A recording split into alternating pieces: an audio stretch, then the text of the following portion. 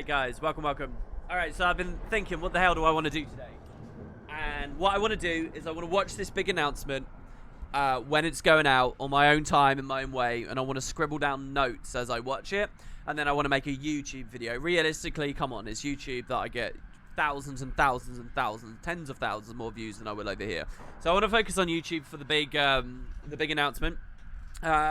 And then there's the idea of Masters. So it's about 2.5 hours until the big announcement right now. And I figure I'll do my episode of Master right now. We'll chat about the announcement, what's going on there, right up until the moment. And, oh God, did I mess up my YouTube video? No, I don't think I did. I think it should be okay. The audio should be fine. You guys can tell me. I just put a YouTube video up telling people I'm live. If it's bad, let me know, and I'll put it. But, yeah, anyway, so I figured we'll do it now, and we'll just hang out. There's basically 5,000 people. It's hours before the announcement, just sitting there waiting on the timeline. It's such a good idea, because the footage has continued to expand and change. There's now giants on it, and there looks like some kind of, like, hammerhead shark, like, mount thing. It looks like one of those big, like, hammerhead sharks, but it looks like maybe it's attached to a raptor or something off on the side. There's thanks MMO Shards. There's like two scary eyes in a snowstorm that's striking thunder, staring out. People are wondering, is it Jormag? Is it Drakkar? It looks very cool. It's clearly a wave of ice brood getting ready to attack people. We're clearly moving into a snowy story. Like, that was pretty much clear ever since the newsletter, I think. Sadly, it was actually kind of spoiled because the Guild Wars 2 Twitter posted the stage, like some preemptive stuff from the stage, and in the background of the stage, you guys are going to see on the show soon, on the background on the stage, there is all this snowy stuff going on, and there is this, the complete picture was kind of ruined a while ago. Also, the first couple of sentences of the show itself are going to be on there. So, yeah, I don't know what I really think about that. That's a bit of a shame. I think that was a bit of a mess up from the devs, really, there. Or, not the devs, the PR guys, the PR team. But, yeah, it looks good. It does. And I'm really excited to see what they do. I'm so curious about to what degree this announcement is important. There's some people that are very, and perhaps rightly, cynical that it's just a Living World announcement. But, I mean, come on. They've hired out a theater. It's 40 minutes long. It's twice the length of the Path of Fire post-show. I think the most cynical you can justifiably be is you can say that this is just totally par for the course, standard stuff. But they're doing a big show because they know that they've got to generate some hype and some enthusiasm for the next year or so. So they're going to extra lengths, not because they have more to show, but to prop up the fact they have so little to show. That's the super cynical variant that you can go with. But beyond that, I just think that you can't justifiably think this is going to be bad. It looks like there's a lot that they've gone into here. And I don't know, it's just one of those things where that timeline, if you spend enough time just reading chat and hanging out on it, you just get more and more and more obsessed with what could it all mean, and it feels like the devs have hyped it a lot more than maybe they actually realistically have. But yeah, so anyway, we'll talk about it today. We're just going to talk about it, we'll go through, and we're going to do more. This is another Knife Gang stream, so let's just roll on in, shall we, alright? So let's hit up the game.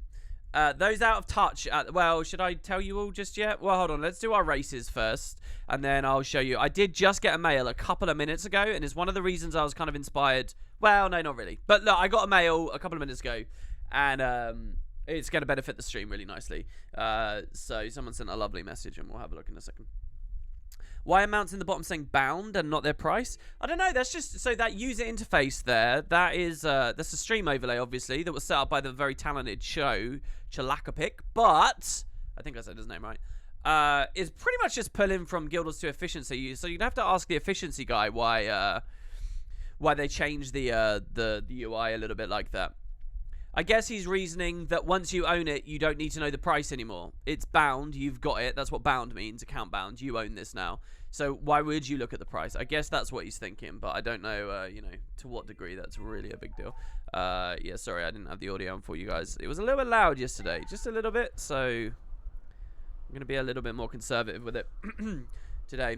I have a habit of putting the game audio too loud because I like you guys to hear the game audio, but then it makes my mic sound quiet by comparison because you guys will move your global volumes lower.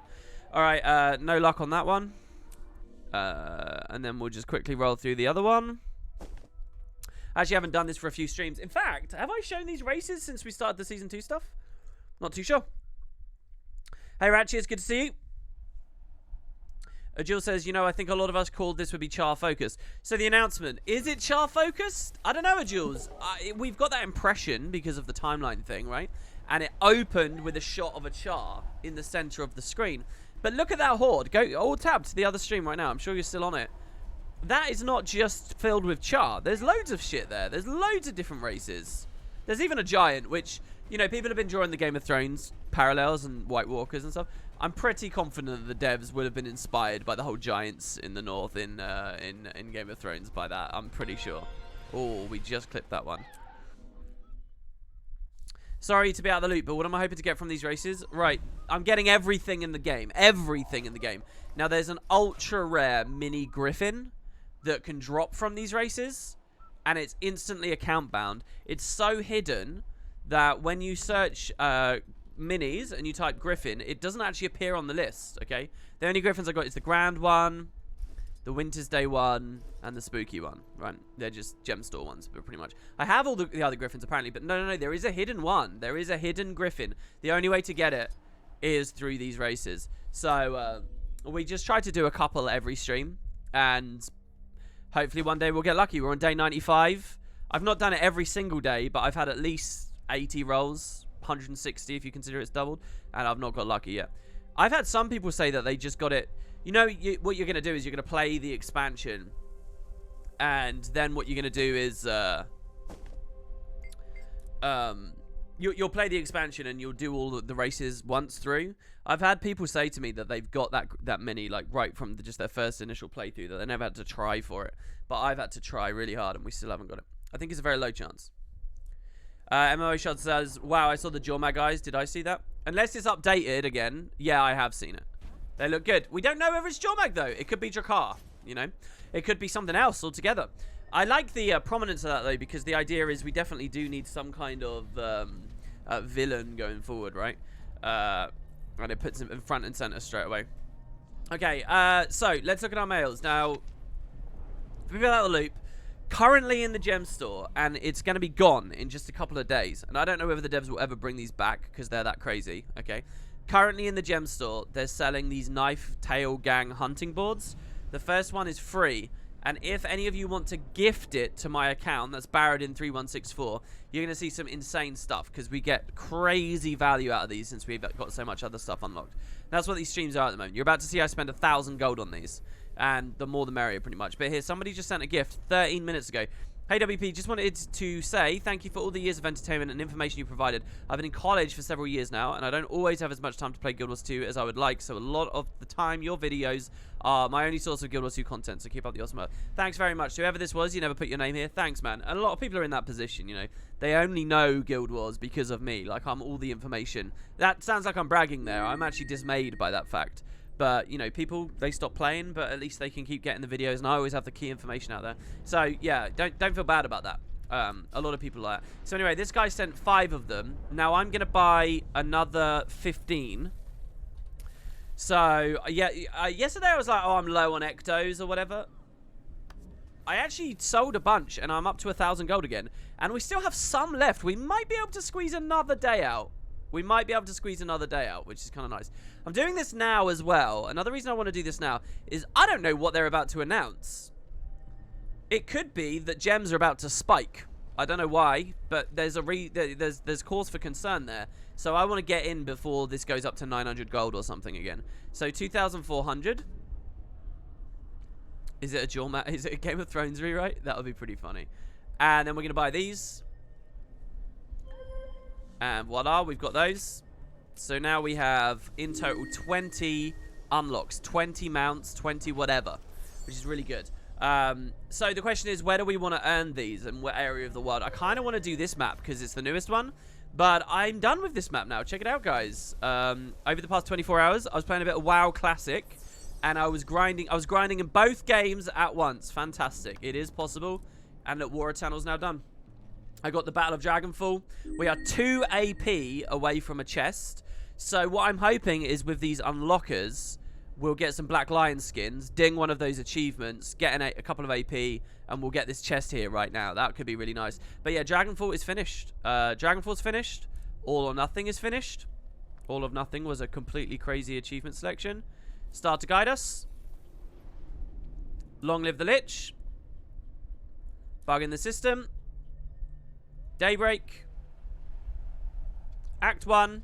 So at the start of the year, I didn't have any of this done either because I was doing AP of the day, right? So we were going with that. So we're done. We're done. We're caught up now. We are ready for the next bit of the story journal, and they're going to reveal it to us in just a couple of hours. It's pretty nice, right, guys? Oh, shit. Look, people are doing it. Look, look. Because the point is, guys, the first one is free, okay? It's totally free. It's nothing to you. So literally, if you log in and you just click this gift button, you just type my name in there. Baradin. Literally everything you're watching on stream right now. 3164. That's it. Well, why did that tab? That's really weird. Oh, it's because I pressed 1 and then it hit tab because of my mount add-on. Oh my god. Whoa! Someone sent 15? Dude! That's like $30. Dude! Who did this? You didn't even leave a message.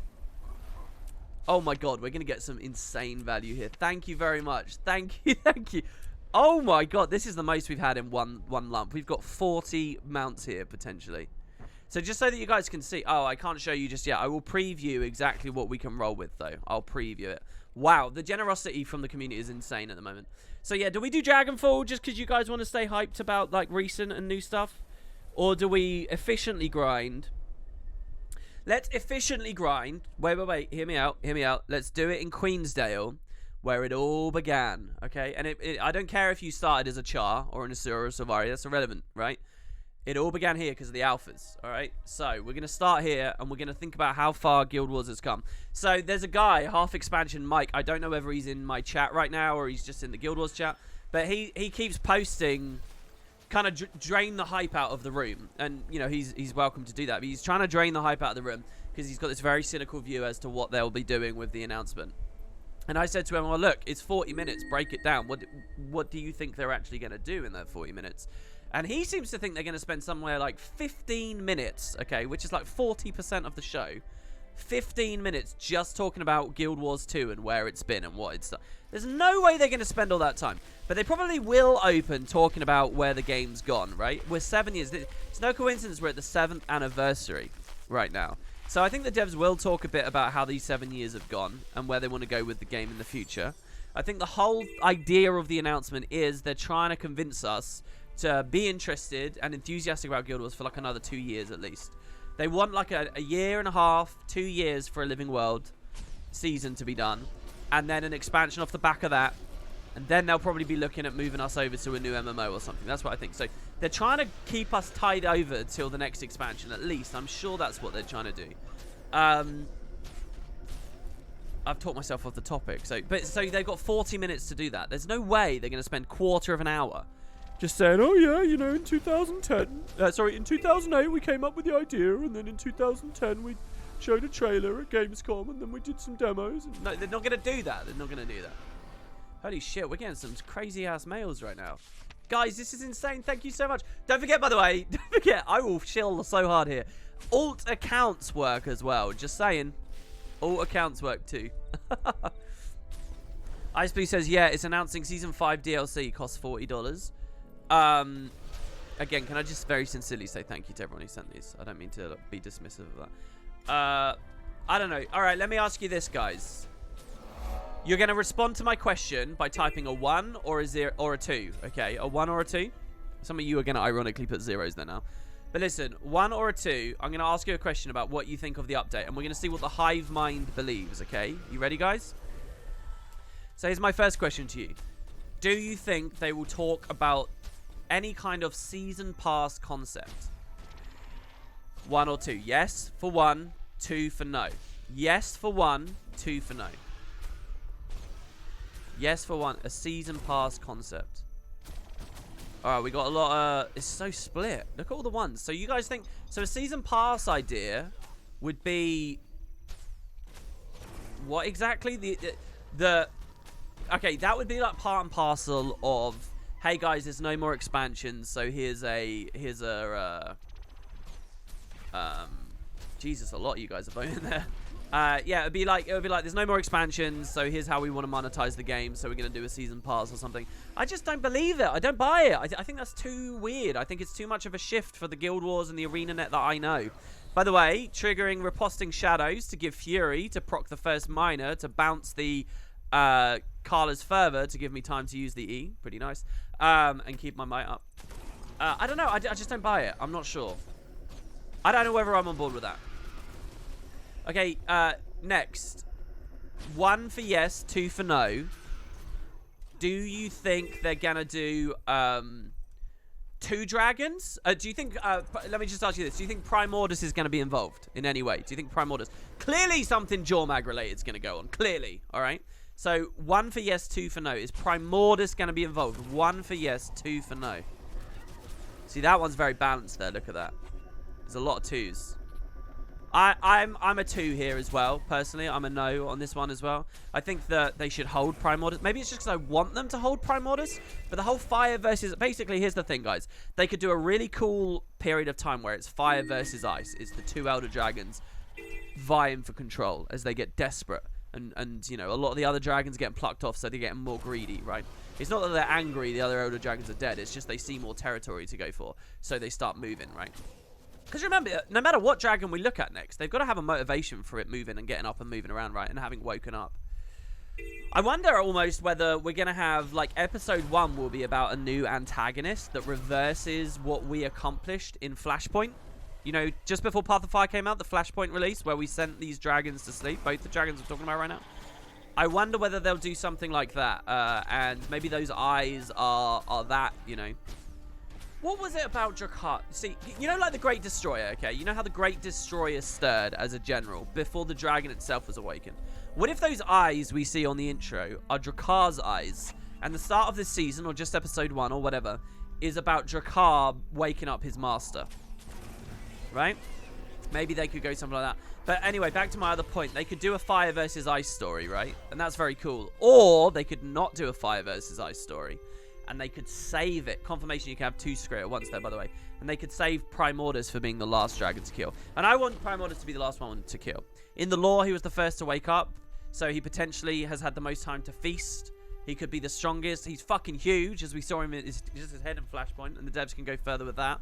And as far as like the franchise is concerned, I like the idea of bookending the Elder Dragon story with Primordus. He was the first we saw as players. We saw his Ice Stir. All of Eye of North was about him. He wasn't even awake yet, and he created an entire expansion of content in the first game. He wasn't even awake, and he did that. And so I like the idea of ending with him. In the lore, he's justifiably could be the most badass, and it's a nice, like, you know, narrative little bookend there. It would have been either him as the final boss or Kralkatorrik as the final boss to me. Because Kralkatorrik has all the Edge of Destiny connections and stuff. But Kralkatorrik's done already, you know? Kralkatorrik died in the most... Kralkatorrik died, like, 3 months ago now? It's weird to think about, isn't it? This lightning's interesting on the page as well. I'm wondering what that's all about. Jesus, it's going to take us so long. We still have 30 left. This is crazy. Yeah, that's so weird to me. I know that apparently it's a natural phenomenon that, you know, if there's a harsh enough snowstorm, there's a lot of friction in the clouds caused by the wind and whatnot, and it will create snow. I think they call it, what do they call it? Thunder snow is what they call it, and it's a real thing. But are ArenaNet doing that just because it's cool? You know, like you tend to do in fantasy games and stuff? Or are they doing it because there's something going on, like, brand-wise? I almost feel like episode 1 should still be, like, epilogue for Dragonfall to an extent. Like, let's see us clearing up the brand and whatnot. What do you guys think about this? Okay. Oh, no, that's too easy. That's too easy. I was going to say yes or no, there'll be a new map. But there probably is going to be a new map. The thing is, on April 2nd, they said they're open to the idea of not doing new maps, and that the like size and idea of these updates might be a bit different. Holy shit, we got another mail. Oh, thank you. Hey WP, been enjoying your videos for the past 5 or 6 years, especially the non-Guild Wars 2 ones. See, this is a $2.50 donation. Glass thanks very much, Glass. I complimented your name the other day. Thanks, dude. Yeah, stay tuned for the non-Guild Wars stuff, by the way. Stay tuned. Anyway, I'm pretty sure there will be a map, whatever they're going to announce. Right. The back piece with the armor does not match whatsoever. Someone has to look out for your fashion wars when Commie is not here. Maybe the Shatterer back piece would fit better. You could even dye the crystals purple to make them look branded. No, I'm just wearing new stuff. That's all I'm doing. Do you know what I mean? I think I look pretty good. How doesn't it match? It's all like the same kind of color. It looks awesome. I was watching a VOD of my own stream yesterday, and I was like, my character looks like a badass. Mind you, I was watching it on my laptop late at night with Flux on, so there was no blues. I think it was pretty good. Hey, Ailes. Thanks for the sub, dude. You're trying to get people to look at me on Patreon. Don't worry about that. I think we'll only get, like, you know, long-term fans onto Patreon. People here for the announcement and stuff don't need to be back down on that. Anyway. Do you think new races could be introduced? Ah, okay, that's a great question. All right, yes or no, guys? 1 for yes, 2 for no. Do we get a new race? Is that what justifies this announcement? Are we about to get a Living World new race? What did I say? 1 for yes, 2 for no? There's a lot of 2s there. People are cynical. They're not buying it. By the way, the Coden idea isn't that mental. You have to remember, right? Coden's like on the same mesh and all that stuff, right? So there's a combat tonic with Coden. All the animations work on Coden, right? Like, if I remember when the combat tonic came out, a couple of, like, overloads from Tempest were bugged and stuff, and there were a couple of bugs. But generally speaking, it all already works, right? You know, in terms of armors, though, you've got the problem. You've got the voice acting. You've got a lot of things to think about. But listen, guys, listen, as well, in the defense of the new race thing. If the show is saying, please, we don't need expansions anymore. Living World can do everything expansions can. If that's the idea of the show, they need to punch us in the face with a really, really convincing argument for that, right? They need to prove it, right? And doing a new race on episode 1, I would feel pretty confident. I would feel good about that. If they were like, yeah, we're doing a whole new race, it's coming with Living World, it's free, just log in when it's there, blah, blah, blah. You know, the same model and everything.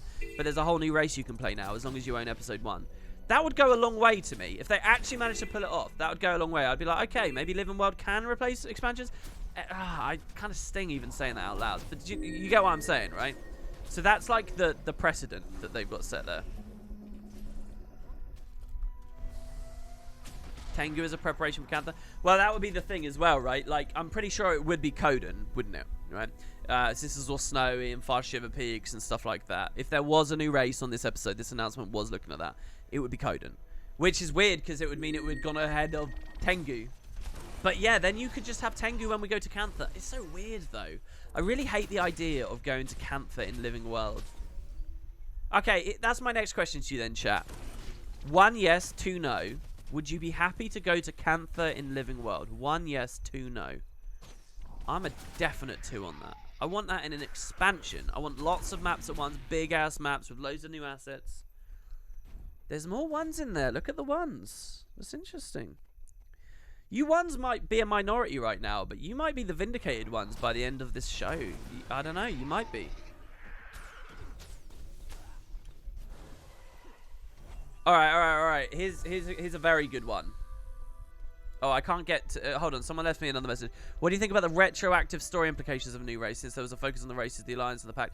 Well, I think they wouldn't let you play the old story because of the whole voice acting thing. I just think you wouldn't be able to. I think you'd only be able to play the story going forwards, and I think conveniently at about the same time that happens, we get some kind of new title or identity, so to speak. Not a complete new identity, but we're not being referred to as the commander anymore. And that way you could be a Tengu or a Coden or whatever. They just make it a little bit more generic. Now, that is a step back, I admit, right? That's a step back. That's unfortunate that the devs might have to resort to that. But I would make the trade-off personally. I would make the story trade-off from that of just being a little bit less indirect about the specific title of the player character, right? I would do that. I would step back a little bit from those very explicit references to who you are during dialogue going forwards. If the trade-off was that now as a development studio I can add new races, that's a brilliant trade, isn't it? New races mean a lot. Not for gameplay, but in terms of like flashpoints for new people getting in. Half the reason why a lot of people don't look at Guild Wars 2 is not that it's an old game, all right? It's not an old game, really. If you think about how good Path of Fire looks, and I mean, we're in an old game right now, right? We're in 2012 very much right now. But if I spent this stream wandering around in Path of Fire, which I may well do, you know, it's not old. It's not old, and any new stuff isn't necessary. The problem with Guild Wars, I think, is there's never really been very convincing reasons to go back and make new characters.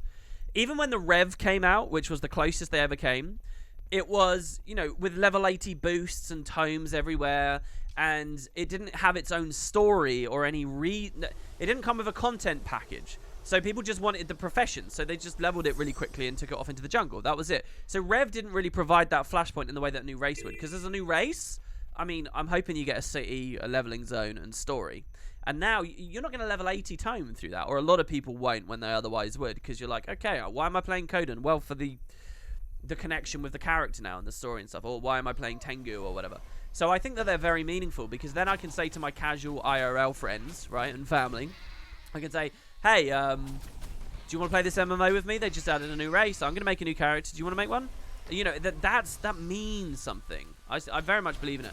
If you guys remember when the Heart of Thorns came out, the devs put the rev in instead of a new race, and they actually went on record and they justified that. They said, why do a profession instead of a race, in an interview? And ArenaNet said, well, we think that professions impact the game more than races. Race is just like a skin over you, but a profession actually changes gameplay. And I think they're perfectly correct with that assertion. But they had a slot for a convincing class at that point. I don't see space for classes now. I think any idea for a class could be an elite spec instead. And it just opens up all these kinds of crazy issues adding new classes in terms of like exponentially catering to them and making the balance of light, medium, and heavy wonky and all that kind of stuff. So I think races is where you go next. Holy shit, we're getting them again. Hi WP, thanks for the videos. Quick question before the 7 release. You promised to do a guide and story recap. Any ETA when we can expect a story video? Listen, there's like 3 projects I really need to do. One is I need to cover the new fractals. I need to cover... I covered Siren's Reef, didn't I? I didn't cover Deepstone. And did I cover the... shit, I can't remember what it's called. The Path of Fire one. The one with Warden and Marla. Anyway, I need to cover that. I need to cover Wing 6. And I need to cover Wing 7. I need to do all of those. Master is going to have us doing those very soon. So you might see YouTube videos on the back of that. But yeah, I do still plan to do it. Hey WP, I'm trying to send you a gift, but it doesn't find your name. Type my account name. Baradin3164. And then it should go through. Thanks very much, man. I mean, profession, I've been playing too much well. No, I've always called professions classes. It's pretty arbitrary to me. It doesn't really matter. The teaser is ominous. Yeah, it is very ominous, isn't it? Oh, I was going to ask you guys a question about the announcement. So the new race thing's interesting, I think. The new race thing's interesting. All right, okay. This is a pretty good one. I've said no to all my answers so far. Here's the next one. 1 for a yes, 2 for a no. Are we going to see build... Wait. Build template footage. Are we actually going to see in-engine build templates being used with footage? Are we actually going to see it and learn about that? In 3 hours, are we going to know? 1 for yes, 2 for no. Oh, you guys are on the build template train. All right. Okay, that's good. Everybody likes the build template idea. Wait, here we go. Next one. Are we going to see in-game footage of world versus world alliances? 1 for yes, 2 for no. What about alliances? This will tell us something. This will tell us whether the community thinks the studio is closer with 1 feature. Look at all the 2s. No, nobody believes it.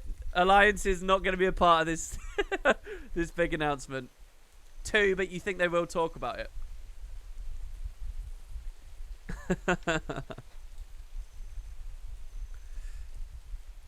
No, build templates don't speak to outsiders. They need something. Yeah, that's interesting. All right, here's just a big one. Here's just a pretty basic one.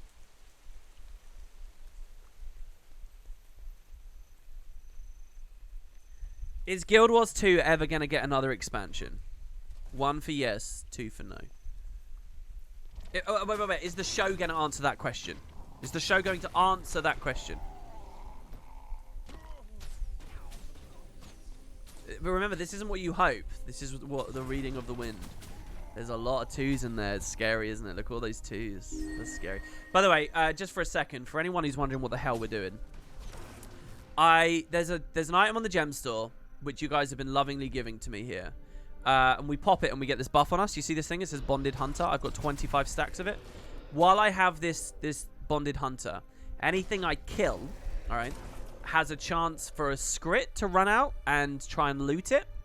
And if I kill the Skrit will drop Black Lion chest goods. No, sorry, just Black Lion stuff. It will drop gem store items. I'm farming gem store items here. That's what I'm doing. I kill a mob, and we're in Queensdale because it's easy to kill mobs in Queensdale. And then the Skrit come up, and I kill the Skrit for gem store rewards. All right. So it's like these mobs are dropping mounts for me. That's what we're doing right now. And that's why I say, if you guys want to help out and you want to... everybody gets 1 free knife tail thing. If you send it here, We're gonna grab these, and we're gonna unlock a ton of stuff. This project I'm doing, in case you guys are wondering, Guild Wars Master, it's about unlocking and getting everything in the game. Like, everything. Every achievement, every unlock, every mount, every novelty, every weapon, every piece of armor, every character slot that's possible, every bank upgrade that's possible, everything, right? That's the idea. And this thing that's going on in the gem store right now, being able to farm mobs for gem store items, is like insane value for us. This is so good it might never come back, right? So I'm just trying to get as much value out of it as possible. That's what's going on, and that's why this is, you know, what it is. So yeah, anyone a little out of touch with the game? That's the kind of thing that they're doing at the moment. Nothing new in the trailer for an hour. Shame, I'm excited to see more. Do you think there'll be more of it than there is? I hope there'll be more. I like the idea that at the very end, Rocker says still haven't done raids. I know, Rocker, well, I'm looking into it soon. We just finished all the achievements. So I'm almost caught up. I've got to get Vision. Once I get Vision, I might trigger the raid section. It might be there. And I've almost got my PvP title. Just 500 more wins. So, you know, the schedule is clearing, Rocker. It's all good. Yeah, the idea of the teaser, the announcement. Look. So here you see this script spawn. I spawned that script. I missed it. And now when we kill him, if you look, I get a rare item off of him. See this down here? The recovered Black Lion goods. And we'll look at those in a second. Yeah, I like the idea. If they're going to do a fire versus ice thing, imagine, guys, if right before the show triggers, like, something just comes and burns and incinerates the whole army of ice. Just they all burn and melt in fire. And then like, I don't know, fire and ice appears on screen or something. It's really weird at the moment because, you know, Living World was flame and frost, so I feel like we're kind of going in circles a little bit. What do I think about the Frozen Legion theory? The Frozen Legion theory is very cool. If you guys hadn't heard this, the idea is, because we're seeing Char prominently among the Ice Breed there, so the idea is, with the death of Geherin Balefire back at Vanilla, the Flame Legion have been like left in a vacuum. The devs haven't really gone further with what they're doing. Now, one of the big things with the Flame Legion is they're always looking for strength beyond the Char, right? They look for power in the Titans. They look for power in the Destroyers in Guild Wars 1. And then, you know, they sought to become gods of their own in Guild Wars 2 under Geherin and so on. They do the whole thing with the, what they called, the Flame Forged, I think they're called. So, you know, there's all this stuff going on, but what have they done with their story? Well, a logical thing is, especially you consider, this is where the Flame Legion are based, right? A volcano right next to the far Shiver Peak Mountains. The idea is that they are influenced with the loss of their leader and whatnot and the events of COF by Drakar or Jormag, who's getting into everyone's mind. And much like the Sons of Svanir, the Flame Legion decide to follow Dragon, and they look to Dragon for power now. Much as they've looked for power from other places, they now look to Dragon. And they don't call themselves the Flame Legion anymore. They call themselves the Frost Legion. And it's the Frost Legion that you're looking at on that image. That's the idea. And I think it's a solid theory. I first heard it like a day and a half ago. And I like it from the start. I think it's very plausible. I think everything about it is plausible. The thing is, though, that was when all we could see was Char on the thing. But if you go to their page at the moment, you'll see it's just one Char. Then there's like giants and other things. So I'm not fully buying it. I don't think it's just Char there. I think it's just a horde of enemies that are coming at us. The devs have been actually quite clever here, I think, right? Because what they've done is they've got a stream with a countdown that just keeps building viewers. Thousands of people just going in and in and in. And it's just building up and building up and building up. And as it does, the footage is a horde building up and up and up. So it's kind of like We Are the Horde or something. I don't know. Guild Wars 2 in 2030. You might joke, but for anyone out of touch with the game at the moment, the recent festivals and things they've added, there was a new festival added to the game a few months ago. And if you look at the way that they do the meta achievements and stuff, they actually have achievement points that you can grind on festivals, if you like, by doing the festival every year, that will take you up to 2030. There's literally like a decade of festival progress you can go for. Seriously. The devs aren't scared to think long term with the game. I think the community is scared. The community is always desperate to call dead game. Whether as like... By the way, alright, can I just a little comment for everyone, alright? On the internet, you don't really have anything, right? But you can try to be funny, alright? So I get it. People try to be funny in Twitch chat. You want to tell good jokes. You want to be witty. One of the easiest ways to be funny on Twitch is to say something sarcastic and put a kappa there. It's easy. You don't need any wit or intelligence. You just say something stupid or outrageous and put a kappa there. It's very funny, okay? All right, easy peasy. That's how easy it is on Twitch. One of the worst, like, laziest ways to try and be funny is the dead game joke. The dead game joke is, like, unironically saying dead game to try and, like, troll. Like, how many years out of date are you? Like, I just don't get it. It's so, like, cringe. Dead game, lol. Dead game. Like, every 5 minutes, there'll be someone else that's like, dead game. And it's just, like, is this really funny to you? Is this not old? Was this not old years ago? But, yeah, there you go. Anyway, so, a little bit of advice. If you want to be funny, go with the outrageous comment with a kappa route, all right? Trust me. It's way more effective, and it's just as easy. Tato cringe. Actually triggered. I know that's the thing. You're just trying to get a rise. What I'm triggered by is not the comment.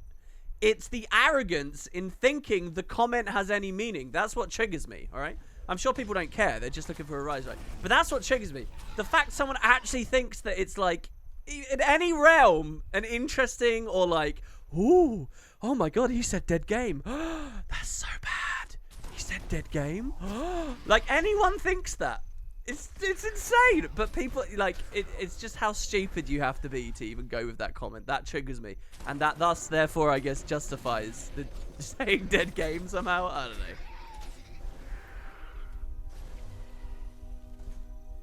Jesus, Yumper2K went completely off the deep end there.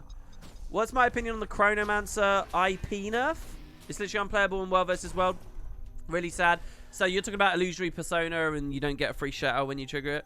Yeah, I don't know. Chrono's a weird thing. You know, it's been very strong in a DPS role, very strong support role. Chrono's kind of pretty bloated. I don't know. The whole of Mesmer kind of started coming apart at the seams with the whole Phantasm clone rework. I'm expecting Illusory Persona to be dropped from Mirage soon, by the way. Because Mirage is very dominant in some of the other formats. So I think they'll drop Illusory Persona on Mirage. And then you'll have only Core Mesmer has Illusory Persona. And that's like your justification for being Core Mesmer. Because the devs do care about core specs having value. They really do. And you can see that through all their balance consistently over the past 2 years. So I think that's what they're gearing for. And for some reason, Chrono was just the first one to get it. So I don't think Chrono will feel so bad with respect to the whole class once the Mirage half comes in. But maybe I'm wrong. Maybe I'm wrong. Stream was playing some tense music the whole time WP was raging. What, this stream, was it? Oh, was there an Awaken invasion or something? Can I co-stream the announcement? I don't... Well, look, guys, here's the thing. I don't have a face cam, right? So I'm not very confident in the idea of doing like a restream, like a host, where I just talk as it goes on. I'm not confident in that because I would have to be talking constantly for you to get value. What's going to happen, right, is I'm going to be like, I'm going to want to listen. I'm going to want to listen, and I'm going to be like a stupid little nerd sitting on his own, you know, just trying to take in information and seeing what I think. And I would just have to spam comments for it to feel like there's any worth. It's not like other people who can do a face cam and they'll pull stupid duck faces and whatever and go, ooh, and then, you know, you get value just looking at their face. You don't get that on mine. So I'm not going to bother with that. But what I will do is take lots of notes and then make a YouTube video for you guys. So you will see productions from me. But I'll do it on YouTube. I don't get as many views on Twitch as I get on YouTube. Not even by like a decimal point. So we're going to go heavier on YouTube. But I've got a face cam. Yeah, but it doesn't react. Look, maybe one day I'll do the, you know, like that cat cam thing? I'll get like a potato. I'll get a 3D model. And I'll do the cat cam thing. Does that sound good? You know, where there was a guy who used to stream raids. Does anyone remember the name of the dude who used to stream Guild Wars 2 raids as a cat? Like, literally, he was a cat. And as he spoke, the cat was like lip synced and stuff. That guy was a baller. Only way to get your attention, but your mic is picking up some weird vibrations. Yeah, it's picking up weird vibrations because it's summer and it's hot and I've got the fan blowing on it. Sorry, man. But, I've just moved it away. Hopefully that goes away. Yeah, there you go. People remember him. Yeah, whatever happened to him? I love those streams. He genuinely inspired me. I was like, I could do that. I could do that. But I never went with it in the end. I think the top tier stream would be you do like the cat cam and also you're a PvPer using an eye tracker. That's some high-end stuff right there. Big viewerships. You could put in filters on the face cam, thus making a react. All right, guys. So next question. I don't really need to know what you think about the expansion idea. Okay. But let's say this. Let's say there is an expansion. Let's assume there is an expansion and it's like 1.5 to 2 years off. Let's assume. Okay. You're ArenaNet. You know you want to keep people holding on till 2020, even coming up on 2021, right? What if it's Christmas 2020 it comes out? That's a long period of time. You're ArenaNet. You know people won't buy that. They won't wait that long in general. What do you do to make this entire season really exciting and enticing, right? That is what this show would be showing, right? So one thing they could do is elite specs in Living World. There's been a lot of discussion about elite specs in Living World. 1, if you think they will do elite specs in Living World. 2, if you think they won't. So 1 is yes this time. Sorry, I've reversed it. 1 if you think they will. 2 if you think they won't. Elite specs in Living World. Now, what I find interesting about this is if you believe that there are no more expansions at all, you're definitely going to say 1 there, right? 1 is yes, 2 is no. Look at this. I love this. It's pretty split. Wow, there's a lot of yeses. Holy shit. If they don't, it's going to be a disaster, that guy says. Wow, there's a lot more ones. This show might be... I'm a 2. I just want to say I'm a 2. I'm not expecting elite specs. I think there's still so much more balance that can be done and achieved and accomplished with the current 18 or 27. The way that the devs are currently working, making like core specs have their own identity, it's kind of like you've got 27 out there. People aren't getting full value out of the game. There's so much to look into, so many traits and play styles that the devs can unlock with slightly tighter balance that they could keep working on for another 3 years or so. I personally, as a pretty ardent PvPer, I play a lot of it, right? Which is where most of the balance is relevant.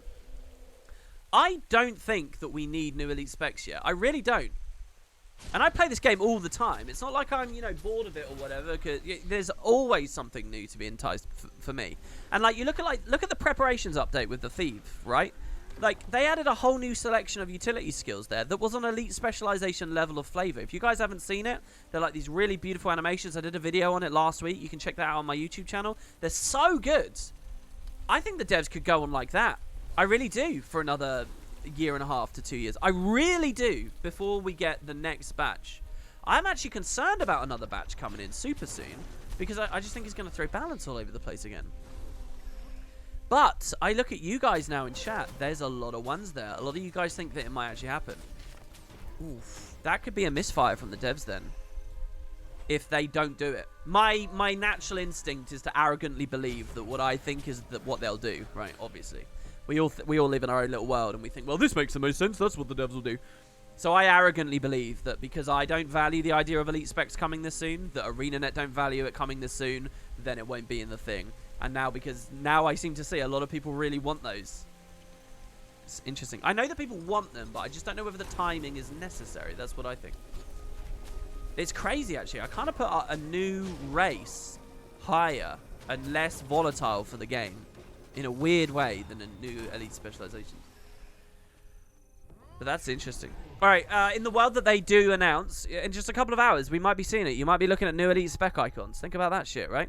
If you are looking at that in just a couple of hours, do you guys think that they'll do 1 per patch, or do you think they'll do multiple per patch? 1 per patch, type of 1, multiple per patch, type of 2. 1 per patch, type of 1, multiple per patch, type of 2. Now, I think if they are going to do it, it has to be 1 per patch, doesn't it?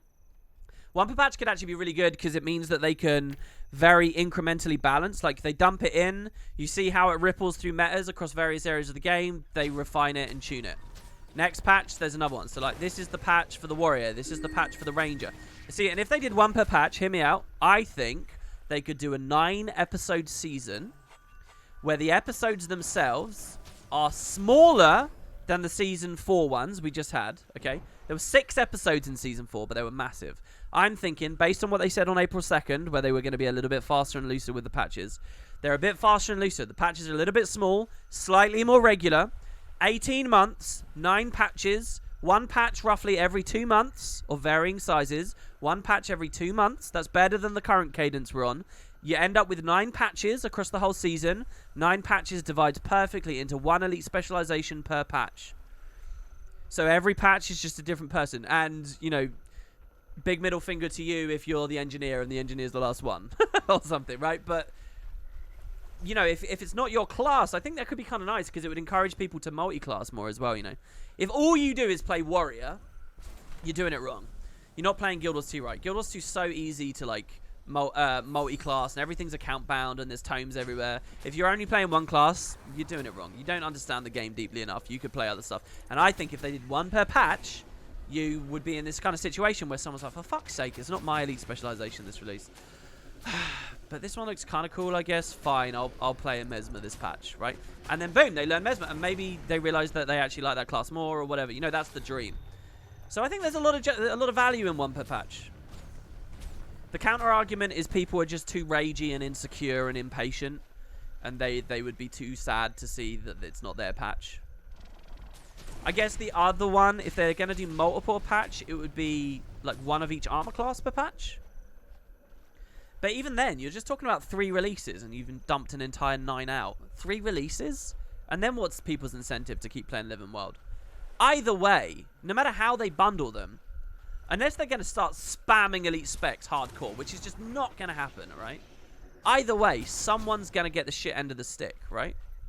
You guys don't think we're going to get all 9 on episode 1, do you? You don't think that we're going to get 9? Because that doesn't solve the problem, right? That just gets everyone to log in for episode 1. That doesn't solve the problem of keeping people invested for that whole time window. Right? Oh my god, we got 5 again. Guys, this is bonkers. This is bonkers. Yeah, if you guys send me one of these and you want to put a question on there, I'll do my best to answer it. Hi, WP, Twitch, Hype. Any thoughts about all the Elder Dragons being defeated around the Ring of Fire? The middle left of the world map. Seems unlikely to be random, right? Maybe Steve is sitting in the unending ocean just waiting. Happy mastering. Oh, this is Snag. It's good to see you, Snag. So, wait, you've got a theory that all the dragons have died like here. So, let's see. Mordramoth dies here. Zaitan dies here. Kralkatorrik dies here. And then you think Steve might die here. Primordus was put to sleep in Draconis Mons. He could wake back up. You know, we could get this Caldera. We could go back to the Onyx Gate. That would be pretty hype. And the Hell's Precipice. That's a weird theory. I've never thought about that at all. I've never thought about that. I think it's kind of coincidence, to be honest. Though it is sort of weird that they just dumped this island out here. I don't like that they just dumped this island out here. Though it looks a lot better with the whirlpool in the middle. So I don't know. Maybe you think you're onto something there? I can't say I've thought about that. I'm not sure that the devs are really looking into it.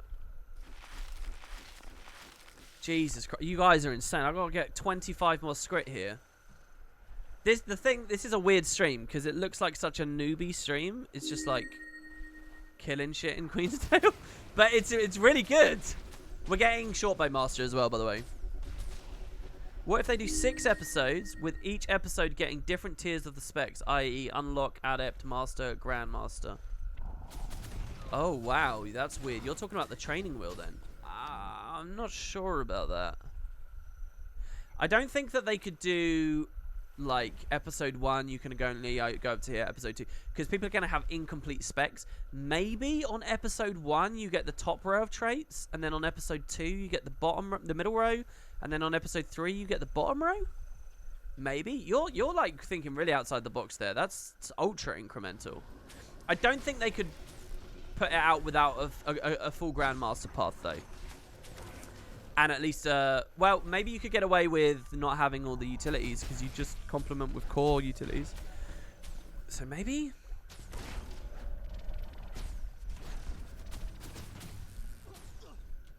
Here's an idea. What about new weapons? Well, yeah, I mean, I like the idea. Again, one of the reasons I like the idea of expansions for elite specs is because I think they've got more space to do, like, above water spears and great axes and whips or whatever it is that you've been dreaming of, crossbows, shit like that. I kind of believe that that's more possible as a part of an expansion than Living World. But that's the whole thing with me. I'm cynical that Living World is better than expansions. That's what I am. I'm cynical. We've seen them add mounts in Living World, yes. But have we seen them add the system of mounts in Living World? No, we haven't. Have we seen them, you know, actually broaden the scope and the horizons of the game in really big ways? What's the biggest breadth that we've seen? The novelty system coming in, possibly, right? Maybe there's new customized options and stuff, but you know, that's small potatoes compared to all the crazy work that went into like the idea of mounts in the first place and stuff. Where'd I like to go in the Living World? Where would I go for expansion? Alright, I think Cantha for an expansion. I think Blood Legion Homelands for an expansion. I think Isles of Janthir and the Woodland Cascades for an expansion. I think all that is brilliant expansion territory. I think Far Shiver Peaks is good for Living World. I think Scavenger's Causeway is good for Living World. I think Deslana might be expansion, actually. And the lakes here, and when you see the Mind version, where there's a bigger lake, that's all pretty expansion feeling to me. And Ash Legion Homelands, expansion to me. I want to see this in Living World. I want to see the Isna Isles and the Matani Keys. Come on, give me a holiday. Give me a big vacation spot. Give me a tropical Hawaiian paradise with, like, really beautiful looking waves. Do you remember the waves that they did in Draconis Mons, right? Where they messed with, like, the visuals and not necessarily the physics of it or whatever. Give that to me here. Come on, man. Do it. And add fishing and shit, right? Let me go there. I'd like to go to the Latenda Bog in Living World. Maybe get this here. I kind of want to go to this. This is weird that we never got to go here. I want the map connecting the desert to Ebonhawk. Or maps. I think that should be Living World. Come on. And I think that should be next season as well. But, I mean, we're looking at all snowy stuff, so it's very strange. But all the snowy stuff could just be relevant for Episode 1. What do I think about an underwater mount? I think underwater mount would be a very good idea. I see space for 2 more mounts in the game. That's it. 2. Some kind of multiplayer mount where you can carry other people. And a lot of people have been wondering about mammoths. You know, guys, you might not know this. Guild Wars has never really done mammoths. It's never really done big-ass elephants at all, to be honest. In the history of the franchise, we've just not seen that. So, it would be kind of cool if we get a new mount that's that. You know, they did innovate on the lore and the fauna and things with the lore. If you look at our mount roster, Sky Scales had no precedent in Guild Wars 1. Warclaws had no precedent in Guild Wars 1. Jackals had no precedent in Guild Wars 1. Skimmers had no precedent in Guild Wars 1. Springers had no precedent in Guild Wars 1. And even this form of raptor didn't. You know, they're inventing new things. So I like the idea that they invent some kind of big-ass woolly mammoth thing. And, you know, we can strap onto stuff. Or that could be like we wait till Cantha and we get that in the form of a siege turtle or something. But then I think an underwater mount. Yeah, I think something that allows me to swim. I actually feel that as well, you know. A lot of it is like, with mount design now, there's so many mounts and they do so many clear and different things. It's kind of like you're grasping at straws. It's like, what can we do with a mount? Well, let's think. And you have to think. But I feel, while playing Guild Wars, when I go swimming now in-game, I feel the desire to mount on something and go faster. It feels off that I don't have something there. That, to me, that's a very compelling, like, experience that speaks to me that they should probably do that, you know. Does anyone else get that feeling? As for what the creature would be, I like the idea of a shark, but I also like the idea of all right, I'll show you guys this. We gotta keep killing Skrit though. Christ, how am I gonna dig through all 20? How long have we got? Have we got an hour and a half from now, or just half an hour? I think we've got an hour and a half, right? You know, like this raptor kind of movement? You know, like it's a pulse burst forwards, like it's a jolt forwards. I'm imagining an underwater mount that can do that in 3 dimensions, obviously, because it's swimming. It's like a boom, kind of an oomph, right, as we press our spacebar. But what I'm thinking is, what if it's a squid or a giant octopus or something, right? And when you go forwards, it like goes, and it like squeezes its legs together and like jets ink forwards, and then you move forwards. I'm assuming you're not going to be the epicenter of it and getting splattered with ink or whatever. And I just imagine that. I imagine the idea of it, you know, squitting its way forwards. Excuse my language. So I think that could be pretty good. And after that, I don't know, guys. I think there's enough binds, there's enough colours of the rainbow filled in. We're done, I think. So yeah. And you know, we have the idea of Krakens and stuff. Do you think we might get some kind of season pass if we're not getting expansion, or ArenaNet is going to keep profiting going strictly by the gem store? Well, I asked the season pass question earlier. I think people were sort of split on it. It's a weird idea to me. Like, does anyone remember when Guild Wars 2 China launched and we looked at it, and the Guild Wars 2 community basically condemned the way that Kong Zong were monetizing it? Do you guys remember? They have a VIP system in China. It's like login rewards. It actually predates login rewards. If I remember rightly, my nerd cred might be slipping a little bit here. I'm pretty sure it predates this idea of login rewards and this structure of login rewards for us. But it was like, they pay like for a sub almost, right? and they buy it out in blocks, the same as you do for a season pass, and their rewards was like legendary precursors and stuff, right? And it gave them badges the longer they were logged in. You know, like my PvP badge, right? Like as a plat player, I get that icon next to me, and they would get like, oh, you're a gold VIP and you're a bronze VIP and stuff, and people kind of hated that. I don't know whether people are up for it. I don't know whether it's buyable. It's just very weird to me. And then here's the other side of the whole season pass thing. ArenaNet's bottom line is not bad. This is the thing. It's not bad. They obviously have a big bump with expansions. So you might say, well, they should just keep doing expansions. The thing is, we don't know the expenditure behind expansions. Expansions bring in a lot of other stuff, you know. And expansions might be the one. It might be, you know, those other projects that failed? They might have failed in large part because Heart of Thorns and Path of Fire had asked too much, stressed the studio too much, and kept pulling talent away, and it was just too much of a mess, you know. Their management went out the window, you know, and their capabilities to juggle everything correctly just was naff because of these expansions. So maybe they don't want to do expansions for those on those grounds, you know. Maybe even though they get a big bump, they also have a big bump in their costs too, and the expansion bumps aren't what we should be looking at. But beyond the expansion bumps, they have very consistent baseline levels, you know. They're pretty even keel. And I think they could continue being even keel for the next 2 years or so. Or they might believe this. Such that, you know, then they can get their next product out. And then look into that. And that's their next big roaring success, right? That could be their mindset. Now, that mindset would fail to account for all the players that are only using the gem store and buying in Living World because they believe that the game has a future and expansions are coming. You take that away from people, and I'm not sure how much people will cling, okay? So I think they have to be very careful about that. I think their bottom line would go down. But it would probably... maybe they've guessed how much it would go down, and they see that it's an okay amount, and this is just the route that they're going to go. So all of this, right, everything I just said, none of it requests a season pass. Requires a season pass, does it? Am I going to open the boxes live? Oh, absolutely. Absolutely, man. Don't you worry. We're going to open all of these. We have 30 gem store skins here. We're going to open them all on stream. I just kind of want to finish the stack here. And if it starts getting really late before the announcement, I'll quickly do it. Yeah, someone tell me, how long is it? Is it 40 minutes or an hour and 40 minutes?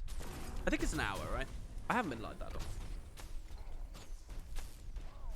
Yeah, I'm farming script bonds. Sorry to not explain this again. Yeah, it's an hour and 30. Yeah, we got time, guys. We got time. So anyway, yeah, you know, it's all very cynical stuff. It's stuff that I think ArenaNet wishes we weren't talking about, you know. I think it's stuff, if I was a game dev and this was what my community was preoccupied with, I'd be pretty dismayed by that. What they probably want us just thinking about is the content, the story and stuff, and to trust that it'll be good and all of those things, but I don't know what it is about Guild Wars. We just kind of very rarely let ourselves be in that place, you know. You got a mail carrier? Hey, man, I was happy with mail carriers because we're trying to unlock everything. We actually finished the mail carriers. We have every single mail carrier in the game now because of these loot drops yesterday, and I was so happy with that. A bloody mail carrier? Yeah, like a Halloween mail carrier. That'd be pretty good. Do you know if there's any content like your elite spec videos but for core classes that teaches skills, traits, interactions, and so on? If you rewind the clock ages, you will see I have videos on that back when they were announcing the classes in the, you know, like 2011 era. But that's going to mean nothing for the game of today. I don't know any series like that. And I would plug it if I knew one. But if you keep watching my introduction series, on the last episode of that, which is going to be on the Herald, I'm going to ask my audience. I'm going to say, look, do you want to see another 9 videos? Do you want to see me just introducing the Mesmer? Do you want to see introducing the Warrior and so on? And I'll do that. So I might make them. I might be your guy, but it would be a while away. Do I have all the Stronghold champions for PvP? I do. I have all of those. And all their skins, specifically, is what you're wondering, right? It depends on people's feedback and viewership. My Scrapper video actually doesn't have the viewership I want it to have right now. If you guys are bored of my stream right now, maybe go watch my Scrapper video. I did it just a couple of days ago, and it's not quite up there. You know, most of those introducing videos go 50k plus, but the Scrapper one's a bit lower. I don't know whether it's just because it's unexciting to people or it's quite new, but yeah, I don't know. Yeah, the idea of Master, there's lots of things to follow. I actually, you know, I have VODs of all the episodes, so if you watch those, you'll see sort of, you know, when we got the Stronghold Champions and when we get the Mail Carrier, and when we, like, we finished Toys a little while ago as well. Like, if I go Novelties and I go to this section's complete now. This section, you see this here, this Guild Kite? If you guys are interested, I have everything in the game for this, except this one's locked. And you might be like, why is this locked, WP? Just a bit of trivia for you all.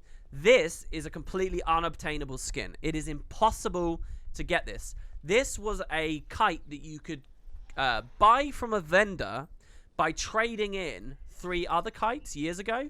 Like, if you traded in the Lightning Kite, the Crystal Shard Kite, and the Sun Kite or something, if you did all of those, and each was its own gem store purchase, you could get the guild one. But then they removed the vendor. Like, around Heart of Thorns, they removed the vendor. And for years now, this has been an impossible item to get. You cannot get it. So, if you have it, then maybe use it, because it's quite special. What it does is your guild logo. So, like, for the Spud Club, we have the book, right? I would be able to run around with the book, but if I wanted to, say, change it, here's some UI I don't often show on my streams. If I wanted to change it to, there's some funny ones. Hang in there with me.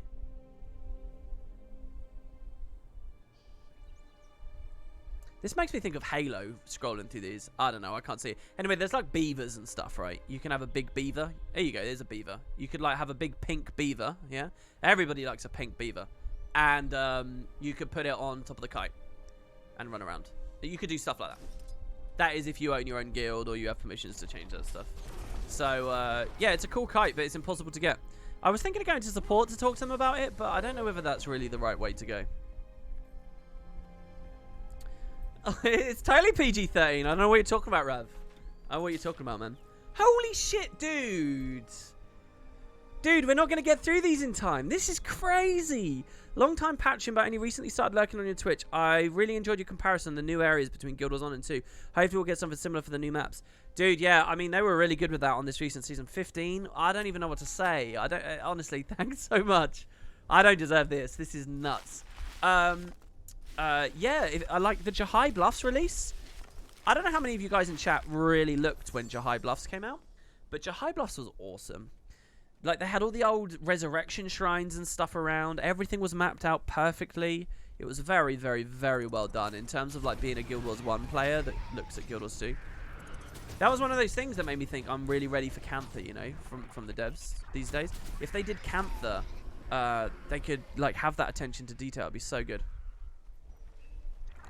Did I make a walkthrough of Soma like I did with an Amnesia? Kind of. I have a channel. It's not been updated for years now, but very briefly, for a couple of months, I did a cooperative Let's Play channel with an old friend of mine, Matt. And we played Soma over on that channel. It was our favorite series. It was the best game that we played. It's actually my game of the year for 2014. I think was when it came out. It's an incredible game. It's really good. And we do have a full playthrough. He'd played it before, and I hadn't. I think I did a Machine for Pigs with him as well, way back in like 2013 or something. I did a Machine for Pigs. But yeah, that's a good series. You can find a link to that channel. If you go on my page, you can find at the bottom, I've got a section like of me on other areas of YouTube. Like whenever I'm on a Boots' video or whatever, it's down there, and you can find the page down there. Am I looking forward to any new games? I've started getting back into Solaris a little bit lately. But the not the MCU, the MCC, the Master Chief Collection for PC. Ooh, that's probably the top of my list. I'm not gonna lie. I don't know whether you'll see any footage or anything of that, but ooh, baby. And we'll see what ArenaNet's about to show. Apparently, it's bad timing for ArenaNet. Have you guys heard this? That obviously they want all the news outlets to talk about what they're doing. Poor ArenaNet, man. They're on kind of an uphill battle because it's hard for them to get any traditional press. Well, traditional as far as MMO sites and stuff are concerned. It seems hard for them to get it. And then, a lot of the time, they just bag on the game. It's like, do you remember that Gem Store sword that they had? Which clearly was... It was an ArenaNet Guild Wars 2 sword in the Guild Wars 2 Gem Store.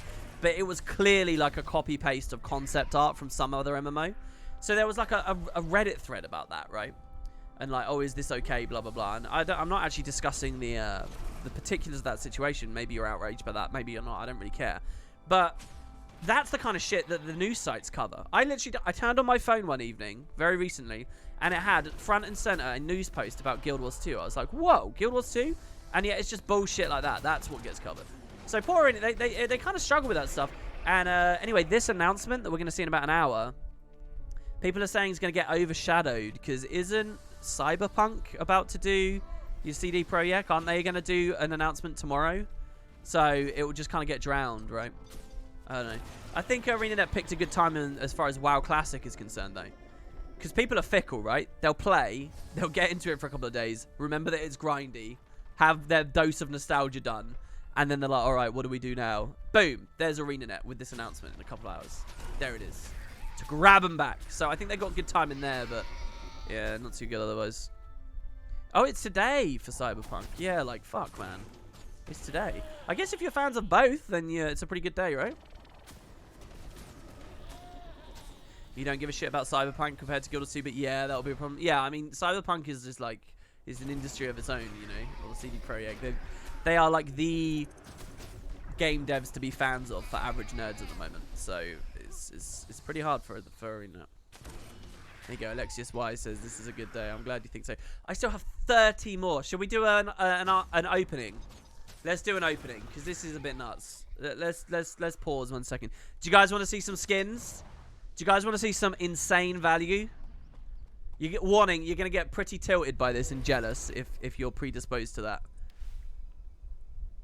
Let's do an opening, and then we've got another 30 boxes afterwards. Oh my god, the streams might even overlap. That would be awful. All right, so let's just take a quick break from the announcement. So I've got 33 recovered boxes. Now let's just look at what we can get out of them. The last 3 outfits in the game. I actually think there's... No. Okay, so I can only get 3 here.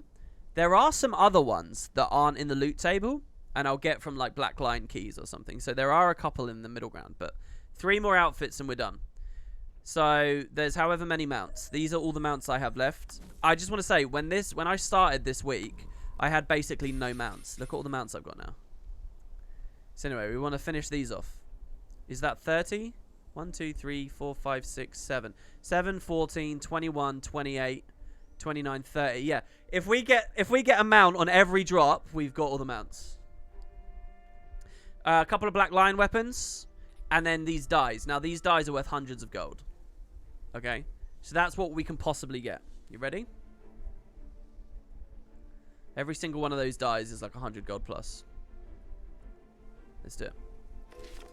Okay, so we got the Glittering Torch. I'm not going to look at the Black Lion collection ones. We'll just look at the numbers. So 1 more Glittering Torch, we get the AP, and we'll look at the chest, right? But I'm not going to TP each of these. Basically, they're at least 50 gold. Every single skin I get here, every double click is 50 gold. So, like, every Moa we killed was, like, 50 gold or something. At least. Some of them will spike up to 100, 120, 150. Balthazar's Warhorn. So, we're now 15 out of 16. We only need the pistol, and we finished that. Night Fang. So, we get the Night Fang mount. Hey, I think this is a legendary mount, isn't it?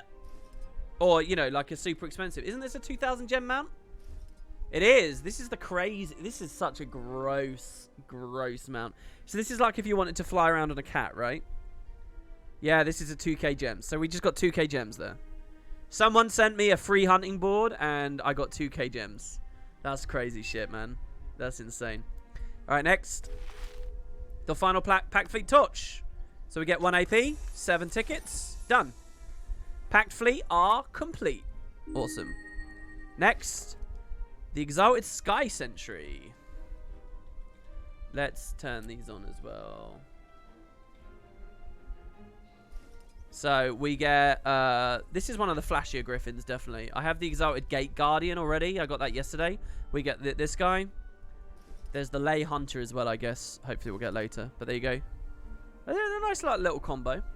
How long does the buff last? It's infinite. Infinite duration. It's an infinite duration buff. You can log out. You can character select. Do whatever you want.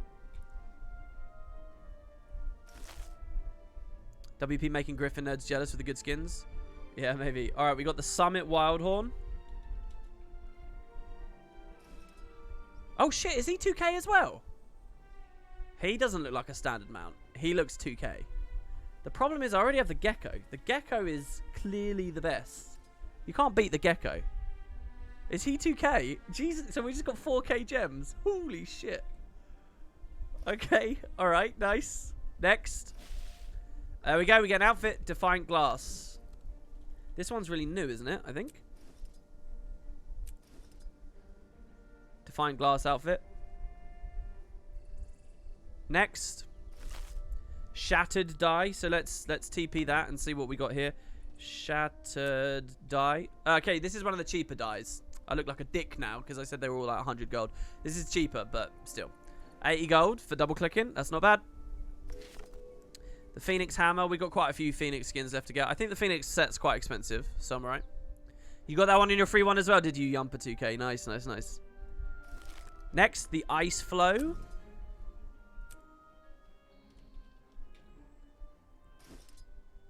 So this is kind of like the reverse of the Molten guy. Or what was he called? He's called the Magma? I can't remember. Oh, he's called the Pyro class, isn't he? Yeah, so you got the Icy version, and then you have the Pyro class. I think the Pyro class is cooler, though. I like the Pyro class a lot. Another 2K jet! Another 2K one! Resplendent Avialon. This is a Raptor. This is the first 2K mount. Oh, no. The first one was the Juggernaut, wasn't it? So we got the Peacock. The Peacock, as you shake and you move, its feathers fall off, and it glitters everywhere. Can you see that? Can you see the feathers falling off? This luck is kind of nuts. But we're guaranteed to get lucky eventually. We open enough box, we're guaranteed. The Fused Dagger. Fused. Oh, Fused Dagger was worth a lot. I'm going to TP that. So, Fused actually came back very recently. And I almost got the whole set, but the Dagger was worth a lot. Yeah, like 94 gold, so I never bought it. There you go, we get the unlock though. Nice. Okay, the Masked Runner.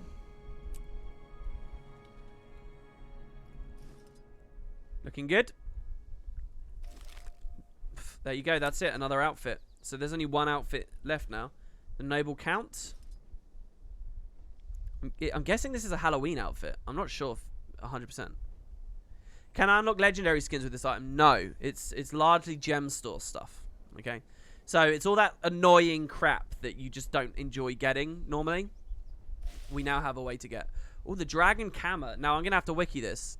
The Dragon Kammer is probably a dagger, which means we can't really see it on Rev, so I can't preview it for you guys. But that will have been an individual skin stoled specifically on the gem store.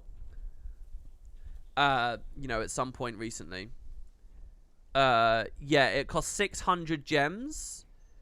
It was first sold in 2016, and it's come back a couple of times. It's a very Canther-y kind of skin. I think it might have been a Guild Wars 1 skin that they've re-added.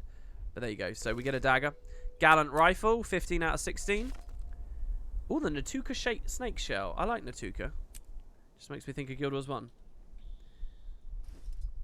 There you go. It's a snake kind of themed roller beetle. Perhaps it's a smart idea to stock up on these items for future releases. Well, the devs have to manually update the loot table. So if they never bring this item back because it's so ridiculous, as you can see, then there might not be any reason to stockpile. We've still got a lot to do. All right, Balthazar's pistol. There you go. Okay, so we got the last Balthazar thing, which gave us 1 AP, which means we're now up to 37,500 achievement points. And we get a heavy chest, 5 laurels, 5 gold, 1% gold for the account. The other two we don't really care about much. So good. We got our AP threshold. That was the main thing I was looking for today, really. We get another ghost mount. So we got Primeval this, and I think we just unlocked Primeval this now. I think he's the only other one that we've got left now. So you get the Griffin. It's weird because why don't they have like all of them? There's only like a couple. This chest for 38k is a joke. It's not a joke. It's a pattern, right? It's an established pattern that you go through. Everyone who's going for this is well aware of what's coming up. Right, and you're conditioned to the pattern by now. It's not like they would suddenly randomly add different bespoke rewards for something that was implemented in 2013. I think it's actually they've got a lot of longevity out of it. The next one I actually care about is 39,000. I'm not playing the game for this. This is like the background, right? But yeah, so 39k is what the big threshold is. That's how achievement points have always been. So we get the Lovestruck Amlis. So there's only one more Lovestruck weapon now. Keep your heart on your sleeve or blade. Either way hurts when I'm angered. Oh, that's a Farron quote. Alright, that's not how Farron sound. There you go. Alright, there you go. We finished another one. Glittering collection. We've got all the glittering stuff now. Another 7 tickets. Next, Frostforge. 2 more left and we're done. Next, the Oceanic Ray.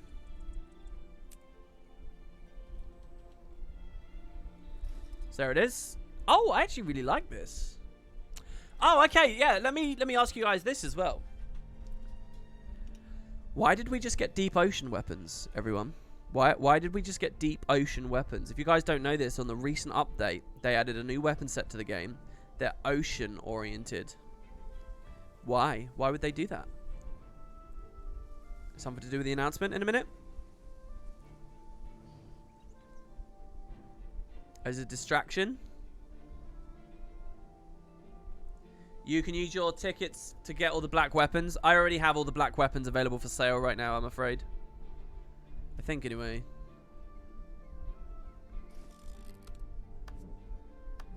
Yeah, Orchestral, I've already got them all. Defiant Glass, I've already got them. Brand, I've already got them. Bioluminescent, I've already got them. Endless Ocean, oh, I'm already done. You doubt it means anything? Well, we'll see. The Isna Long Hair is our next mount. Oh, this is like a lion. Oh, his icon looks better than his actual face. Sorry. That's like he's taking a really good selfie. But then you see him IRL and it's not good enough. The Canyon Spiketail. Oh, this guy's pretty thin. I like him. I like that kind of sharp, thin face. Next, the Funerary Scarab. They don't do enough with roller beetle skins. I don't know. Different shell patterns, they don't quite do it for me. Maybe I'm not looking enough at their face and their underbelly and stuff. Maybe that's my problem. But the roller beetle ones, they just don't quite go as far as I want them to. Does anyone else feel that way? Ah, another 2K one. I'll tell you what, we've done how many streams and we didn't get any 2K ones, and now we get it. There's a word that people use on the internet. It starts with a W, and then there's an E, and then there's another E. And then what's that last letter? What was that last letter again? I'm pretty sure that's what this mount is. Am I right, guys? So yeah, we get our Ninetales. I think it's actually based on a like a real world legend or something. So anyway, yeah, I quite like it, to be honest. I don't know how it dies. It's a very girly mount to me, but there you go. Oh, Tormented Spear. Long has this one been waiting. Unlock all 19 tormented weapons. Oh, we got a mail. Bro, somebody's still sending them. Who was this? Thank you, man. Thank you very much. Next, Nightmare Die. That's how it looks. 600 gold die right there. 600 big ones, or 350 on buy orders, but still, that's a lot. That's a good price shortcut there. The Trailblazer. The value has been nuts. By the way, what is 2,000 gems in gold at the moment? It's literally like 1,000 gold, isn't it?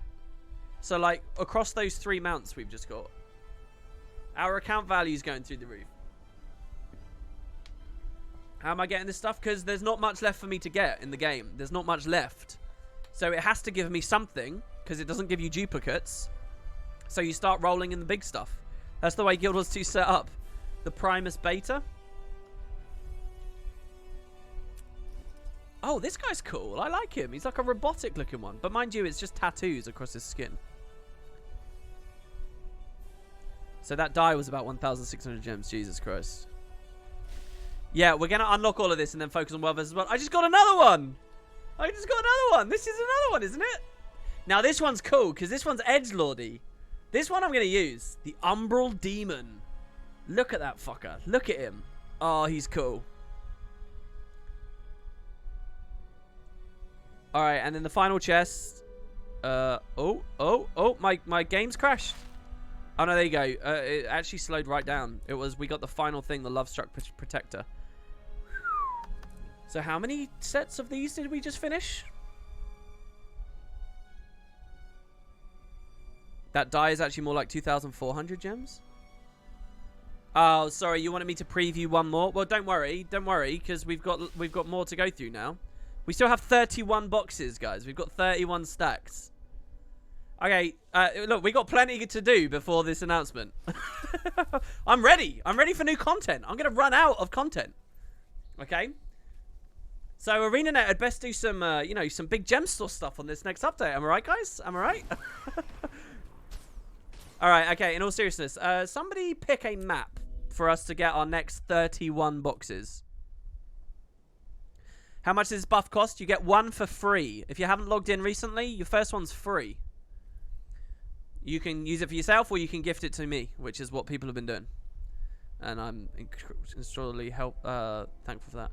Alright, people definitely do seem to want new maps. Shit, it's all over the place. What is this?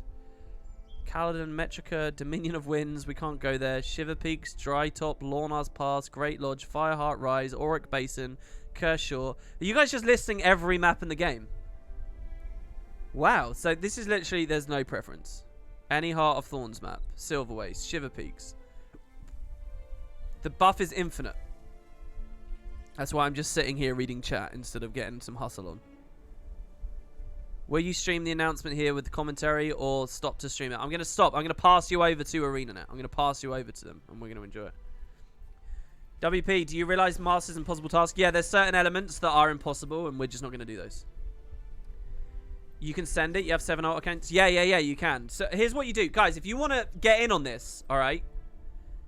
Here's what you do. You press O, you get to the TP, and then you just click this gift button on Knife Tail Hunting Gang board. You put my account name in there. Like that. And you just go. And the first one's free. That's it. You just literally click that button and it does it. And then the chest will go through. And then we'll open it. Alright, you guys don't seem to have any real sense here. So, someone just said Ascon City, the start of the franchise. Let's go to Ascon City. Why not? Set out for own profit, Hell yeah. You have not been to a Wooden Potato stream for a while. That's pretty much all I do now. There's no talent here. There's no insight. There's no good discussion. There's no, wow, I really came away from that learning something today. You know, we don't talk about coprolite anymore. Shit, what was that term we learned yesterday? I've already forgotten it. I just ask for stuff. That's basically it. I went 6.5 years, never taken a community handout. 6.5 years I went. And then I just broke down. And I thought, why am I doing this? Nobody cares. And now we are in the dark side. WP, can you tell us about the Rev build you're using? Basically, I'm thinking of doing an open world build series, by the way, and you might see this. The idea of this Rev build is it's the most brain-dead way to PvE. PvE is not fun or interesting anyway, right? Open world, and especially not in core maps. So you just want to get mobs dead quickly. So that's what this map is. It just allows you to spam this map, sorry. That's what this build is. You just kind of spam autos. You got a bit of AoE capacity while holding impossible odds or whatever, and everything just dies. If you put auto targeting on, in fact, I'll do that for you all here, since I don't think I'll be PvPing again for a little while, right? We just, literally, all I have to do is just hold down my 1 key. That's all I'm doing. Everything is just holding down the 1 key. The game's playing itself for me now. And that's the idea. You see, we killed that archer there. I didn't even have a formal target on him. Yeah, and I'm thinking of doing one build for every profession. And it will be something like this, right? So we're doing it just hoping to spawn script. None of them are spawning right now, which is really kind of weird. Do you think the devs are watching? They've realized they can't allow this to go on.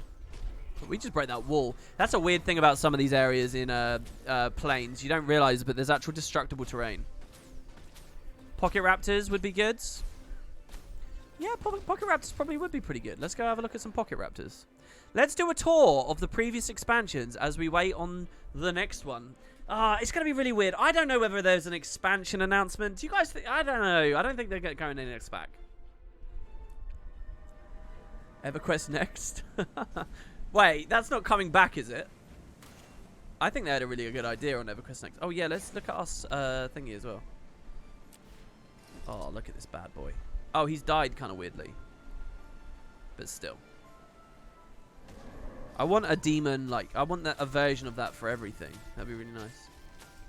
So here in the expansion, you'll see it takes a couple more auto attacks to get a kill. We have to hit them maybe 5-6 times, get the 14k damage, and then it rolls through. That smoke scale also hit us pretty hard. Look, this is actually some... Look, the meta is just beginning. This is like the first time I ever came to the jungle. The meta begins. Look, there's even a Zerg of players here. I wonder how many people in Guild Wars 2 right now know what they're about to miss, right? Because you notice, ArenaNet are kind of slacking a little bit, I'm just going to say. Normally, if there's a big fucking announcement, they have loading screens in-game showing it off. And they'll say, guys, something's happening. Or on the top right, it will say live stream and blah, blah, blah, you know, with the golden message. They haven't done that here. They haven't done it. So, I don't know. That seems a bit weird. I mean, it's not like it's an impromptu announcement that they're about to do. It's a big announcement.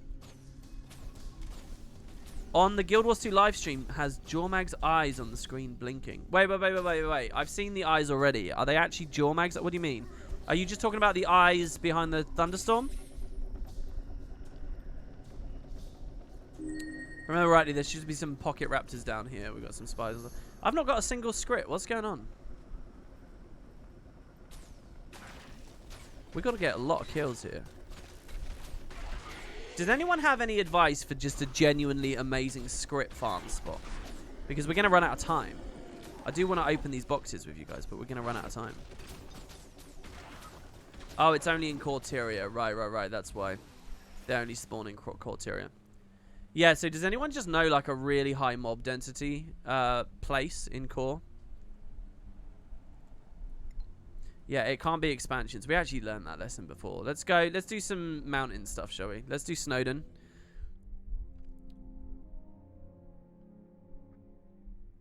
Tequatl, Frostgorge. The lower level area, the better, guys, because the quicker things die, right? Now, you got to think about scaling. So any of the lower level areas are better for getting script.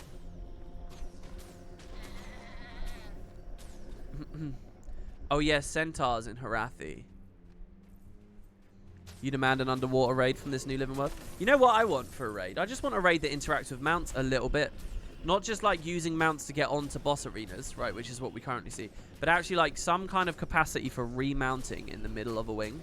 I think that would be really interesting. That's a cool mechanic, and we don't see them ever do that. We didn't see them do that in the Hall of Chains. We didn't see them do it at Ashim, and we didn't see them do it in the Mystic Forge. COFP1, you'd help me with that. Oh yeah, the turret thing. Do you want to do that? All right, I'm on EU at the moment, by the way, though. Kuj, if you're EU and you want to do that, we can do that. Yeah, that's a good shout. Basically, the idea is, guys, you can infinitely spawn experience dropping mobs in COFP1 that just run to you constantly, and they just like instantly die. Do you know the hero point where centaurs are running in a circle in Queensdale? That's a good spot. Actually, yeah, fuck the POF thing. That's even better. Well, it might not be better because they will die. But yeah, let's try that. Let's try that. All areas have hordes of zombies. That's true. I could squad up. And, you know, or we're just all sitting here waiting on the announcement anyway. We could get a killer Zerg. This is one of those times where I should, like, utilize you guys for something. We should, like, bring, like, an insane Zerg to some strange content and just nuke the shit out of it. But, yeah. Do you think future Living Story or X-Packs will require Path of Fire for the mounts, or will the mounts be designed to not need mounts anymore? Great thing. Okay, chat, I've got a question for you. Everybody get ready. Come over to chat, right? Here's the question. It's about the announcement. Ready? Is this next announcement and this expansion stuff going to be treated as Path of Fire era stuff? Yes for what? Yeah, yes for one, 2 for no. So what I mean is, will it have a purple backing here? Will you need to buy POF to be able to play this next Living World season? All that kind of stuff. Some people think that the character select screen might be about to change. Seriously, that the character select screen might change. Now, that's really strange to me. But we saw on their live stream, I don't know whether you guys paid attention to the live stream recently. They did the 7th anniversary live stream. That Path of Fire, like, pyramid background that they have on there, they're changing. They're actually changing the background for the live stream. So will character select move away from the desert now? It would be weird to have the desert if they're going pure mountain stuff, but I don't know whether we'll see pure mountain. You know, even like this most recent Living World episode wasn't pure desert. We were in the mountains just 2 patches ago.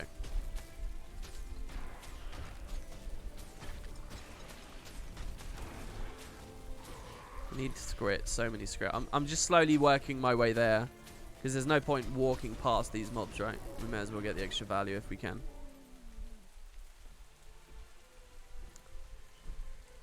Season 5 is the gem store expansion. Oh, there's already people here. Nah, this doesn't look good because it's already cleared out. Also, veterans aren't that efficient. Okay, one of these people in the party is opening COF, so we'll just wait on that. Plains of Ashford, Teller Range. There's the Script Cave.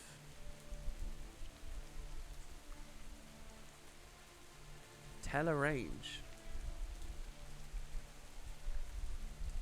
What do you mean exactly? We can go from Duskrend and unfog that area. On the top left.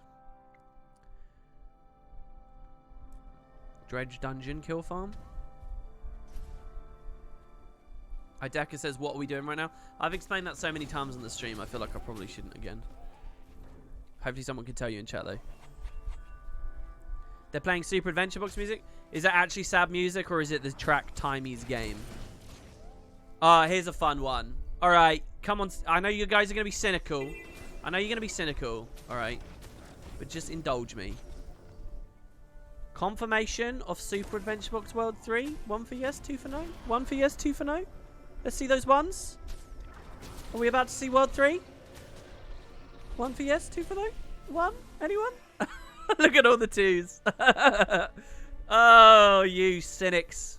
Alright, fine. It's probably not going to happen. Thousands of 2s. Yeah, alright, never mind. Feels weird not merging COF. Can't show that in front of 2,000 people. Dude, I would do a merged Ascalon Catacombs right now. I mean, people know merged AC very well.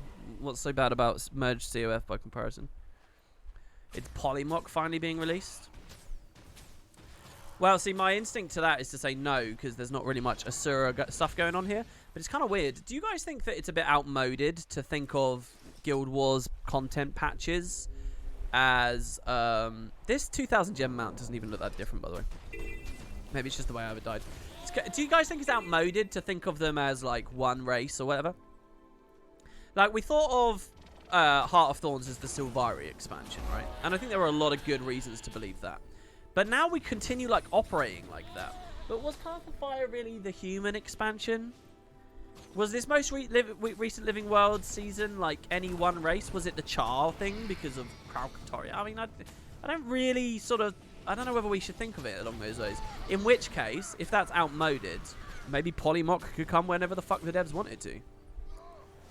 It would be kind of interesting, though, if they went back and they added all those kinds of things like bar brawl and stuff. Anything that, and like the archery shootout, anything that they said was going to be in the game in 2010 and still isn't. What if they were like, look, let's actually make good on those original comments. And they put them in. Someone says, I don't want to get banned. Is there an official stance? Is there an official stance from ArenaNet on path merging? Well, it's kind of exploit-y, definitely. But they've left the Ascalon Catacombs path merge for years. And there's been loads of videos and streams and open stuff about it for years. Either they're horrendously out of touch or they just don't mind that much. I've always assumed that it's that they don't mind too much, but maybe it's incompetence. It's up to you. You think it's arbitrary to tie things together? Yeah, that's kind of what I mean. It's arbitrary, right? Yeah, and like the picture, everyone's like, is it a Norn expansion? Is it a Char expansion? Like, is it an anything expansion? Like, let's look at the stories we know are going to be answered. We know are going to be answered. Like Timey's illness. She's an Asura. That's going to be front and center somewhere, right? And all this Bram drama, right? Does that mean that it's... I think the devs write the game and the story a little bit more organically than that, you know. Did the ArenaNet stream just die? Oh, shit, really? Oh, no, that's not good. They're going to take a viewership hit. How many people are sitting over there watching it right now, by the way? Is it like a shit ton? Hey, Dan the Moon, it's good to see you. We've only got 5 script in this whole period of time. Okay, one of the problems is, by the way, if I spawn a script and you guys are running around with me, you're going to kill the script. And if I don't have a tag, then that's it. It's over. It's open WP. So let's go up here because I'll go into this party. So see, hopefully we get lots of script here. It's 9,000. Nice. It's not even started yet, and they're 9,000. That's good. There's a please stand by sign. Yeah, it's not good for it to break. Knowing ArenaNet, they could drop any story with a Deus Ex. Well, yeah, there is kind of a thing with the setting at the moment. It's very malleable. They can kind of do whatever they want. Here's kind of a more lore nerd. I know some of you guys will like the lore watching me right now. Here's a question, a 1 or 2 question. By the end of this season, will we know E's true identity? By the end of the season, will they have given us E? This is your second time ever seeing me live. Ark Noodle, but I recognize your name. 1 or 2. Yes for... Wait, are people saying it's starting?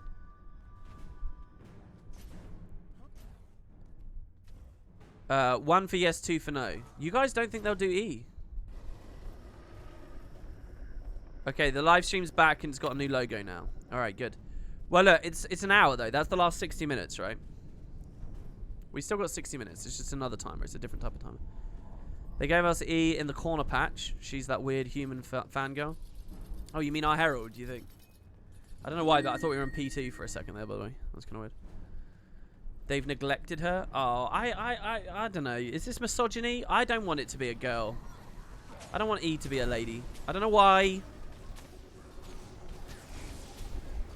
I've just always imagined it as a dude, and I want it to be a dude. Is this sexism?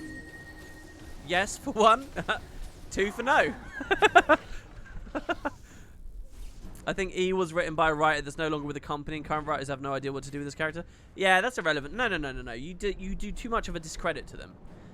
They're professionals. They can take existing work and continue developing upon it. That's because I want to go balls deep into Farron. The Farron idea is legendary. The idea that Farron is like the Tyrion Batman is brilliant. Well, actually, no, because Bruce Wayne doesn't put on like this like idiot persona. But you get what I mean. I don't have any hard mitigation, so I'm dead.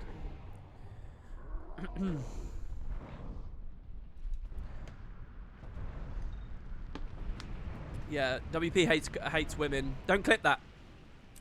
Don't clip that. It's because women can't do anything right, and E is much more competent. That's lovely showing your true colours there, DGAZ. Did I just... Yeah, I've always assumed E's gender. I have absolutely always assumed E's gender. You guys don't know how much I want to Staff right now. It's unreal. Or like fucking Herald Hill. I guess we'll hold the hammers for a tiny bit of damage. Actually, it's 20%, isn't it? Yeah, it's 20%. I want imps, bugger off. I guess we'll just lifesteal and rip them up. Oh, are you serious right now? They should have de-aggroed by now. Well, I'll just die again and I'll revive all about if I really need to. They should have de-aggroed though. They usually de-aggro by the time you're all the way over here. I mean, holy shit, they're the gate guards. Alright, fine. From a woman's perspective, I'd like it to be a man. They keep adding loads of female characters, rather unbalanced at the moment. Honestly, count your hand how many females are in Destiny's Edge 2.0. Well, I think that it expands beyond Destiny's Edge 2.0 at this point, though, doesn't it? Are you fucking serious? Crusader Farah kept the aggro on me. Oh, actually, I think it was always Crusader Farah that kept the aggro on me. Alright. I don't know whether that's true. I mean, the new season, you had Zaim's a new character. You had Blish and Gorick were new characters. Is that it? Side is female and is new. Destiny's Edge is pretty feminine, I would say, definitely. You don't really see anyone being super manly either, I have to say. I don't think Bram's been very manly lately. I don't think Kanak's very manly. I think he's just comic relief. I don't know though, like Logan, I think Logan was very little touched on last season and over the expansion itself and stuff. Logan we didn't have much of, and then this season Logan came in. He's quite masculine. Logan's a pretty male presence on the stage, don't you think?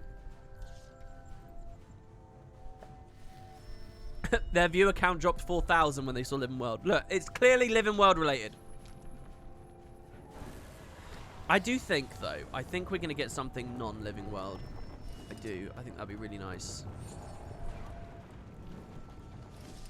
All right, here we go. So we can farm Skrit here. It's quite a ramp up. So we stand on this and we auto attack. I'll probably put food on here. Dragon's Breath might have been nice.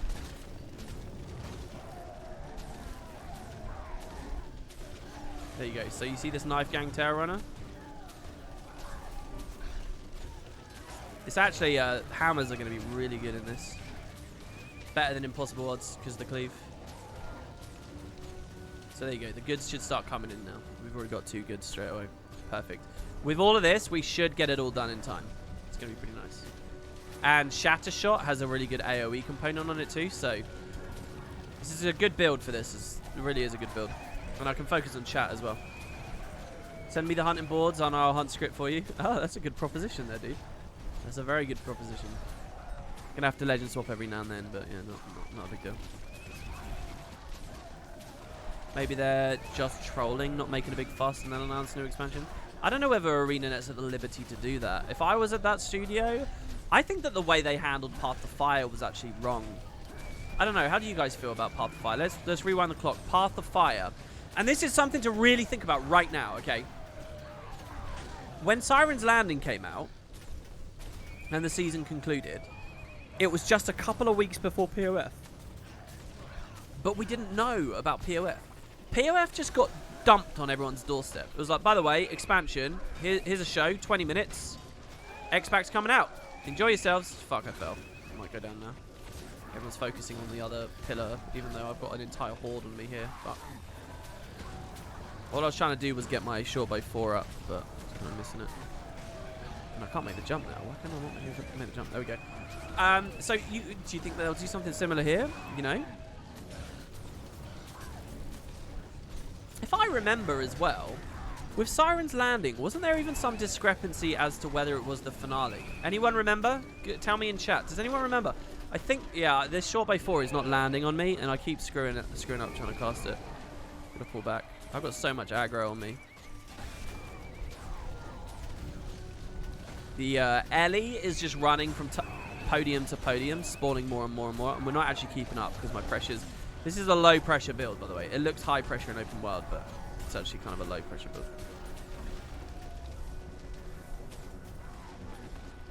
I could probably be spamming my F2 more regularly. We'd do a lot more damage if I was doing that. Can you join the party? You miss playing Guild Wars 2? Yeah, dudes. Guild Wars 2 didn't go anywhere. Only 12 can be spawned at once. So far, we've only got 1 Skrit out of this, by the way.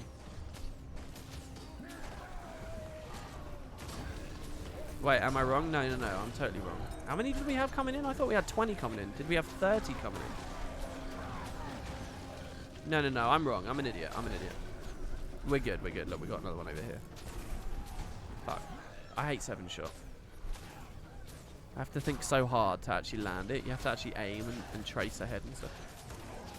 They mean, can I join the party? Yeah, you can join the party and everything. I don't mind. You can do whatever you like.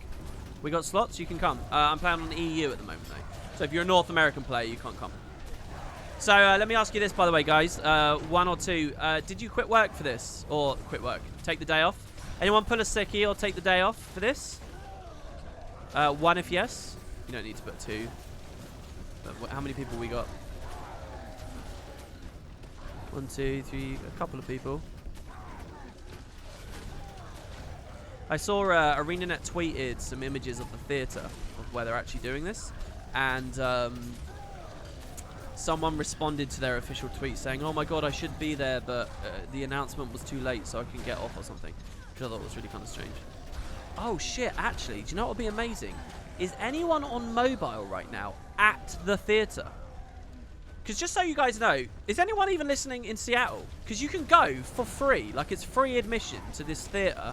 Apparently devs are there, you just like get to hang out. I think they're giving away goodie bags. By the way, anyone want to mail me a goodie bag? I'll pay shipping. I'll do a little, video about it. We'll do a goodie bag review. But yeah, apparently you can get like swag and stuff. You've probably still got time. It's only an hour, so you've got time to get downtown. You can go see it live. I'm really nervous about like that whole thing, like when they were doing LANs and just no one's in the crowd. And it's just a tiny little audience. I'm very nervous about that. 15 to go. You hope the dragon will be a skimmer. Glorious Flappy Flappy. Would I provide my bathwater for swag? I actually would, yeah. If someone's going to send me the swag bag and they're like, I want a bottle of your bathwater, I would do that. I would trade bathwater for that. I'll do you one better, right? I will have a shower first and then I'll have a bath. So it's like not even nasty bathwater. It's got that pure potato sex appeal. Oh, do you know what I should do? I should just squeeze a potato. That's what I should do. Give you potato juice, like literally.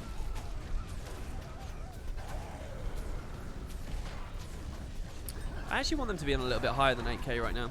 We're gonna host, by the way. What's gonna happen, right? When the event is going on, you guys don't have to worry or panic or leave my stream or anything like that. I'm gonna do a thing called raiding on Twitch, which is I will literally dump you on their page in their chat. You don't even have to do anything. I'm just going to transition you straight over. And I'll put you over somewhere like 5 to 10 minutes before it goes. So you've got plenty of time to be comfortable on that page. And, you know, then you can go get your Cheetos or whatever. Go get your Tendies and your Hot Pockets and your Mountain Dew. And we'll be good. When do I think the patch drops from this update? I don't know. Depends what they're going to announce.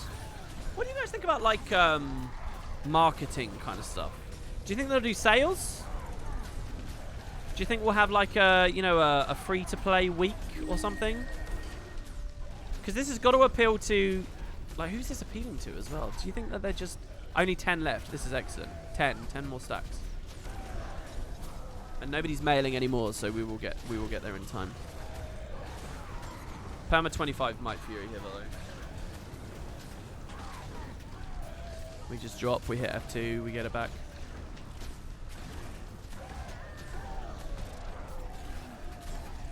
Why can't sales be an arm of marketing? Well, I'm not disputing that. I'm not trying to comment on that. There was double mastery experience. Oh, you guys think... Yeah, that's one of those weird things. Guild Wars does not need, like, experience bonus weekends. But it's the kind of thing that people on the outside would look at and they'd be like, oh, that's good. Because they're used to playing, like, WoW Classic and Perfect World and all this other grinding shit. So they're like, oh, that's really important. And then they see the update and they go for it.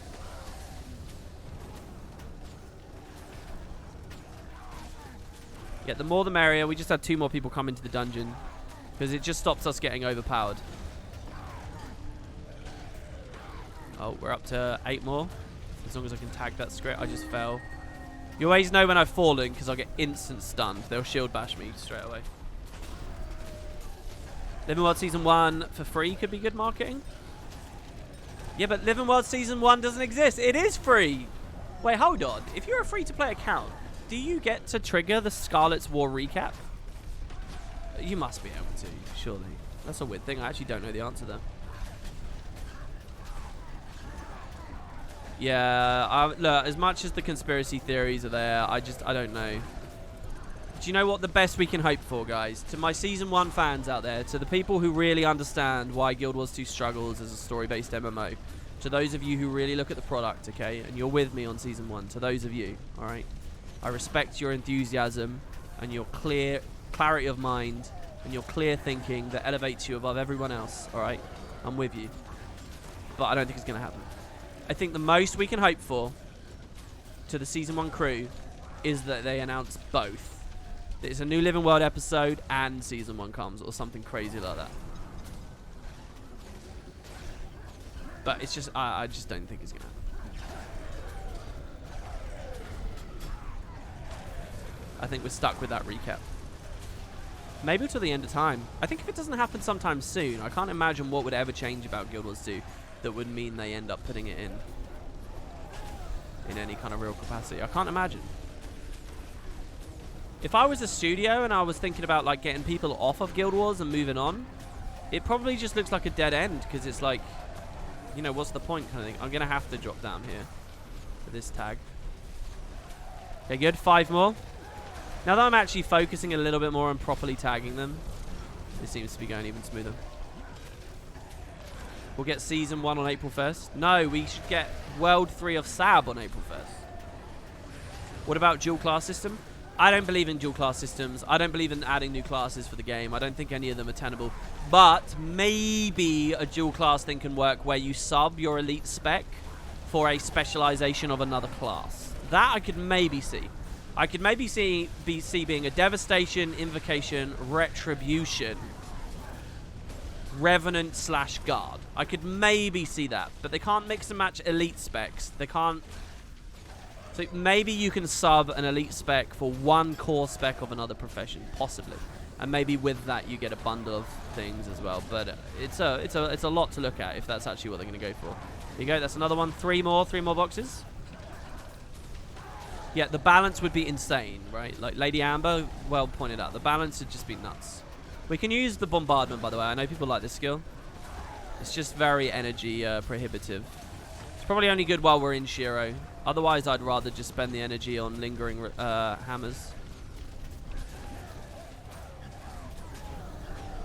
What's the rev build? Apologies for the much repeated question. Well, you can see it here. It's just an auto attack build. That's all this is. It's an open world auto attack cleaver. That's what this is. You can actually see me build this. I have 2 YouTube channels, by the way. If you guys don't know, I have 2. And the more regularly updated one for the past many months, actually, is Wooden Potatoes 2. Where I put a lot of PvP content up and VODs for all these streams go up. And anyway, if you go to that, Wooden Potatoes 2, there's a link to it from my main channel. You can just get to it from there. It has my theory craft for this on one of the master streams. I can't remember which. Alright, okay, good. We get to go back to exciting stuff now. Because the last script is going to be somewhere. Lots of experience here, by the way.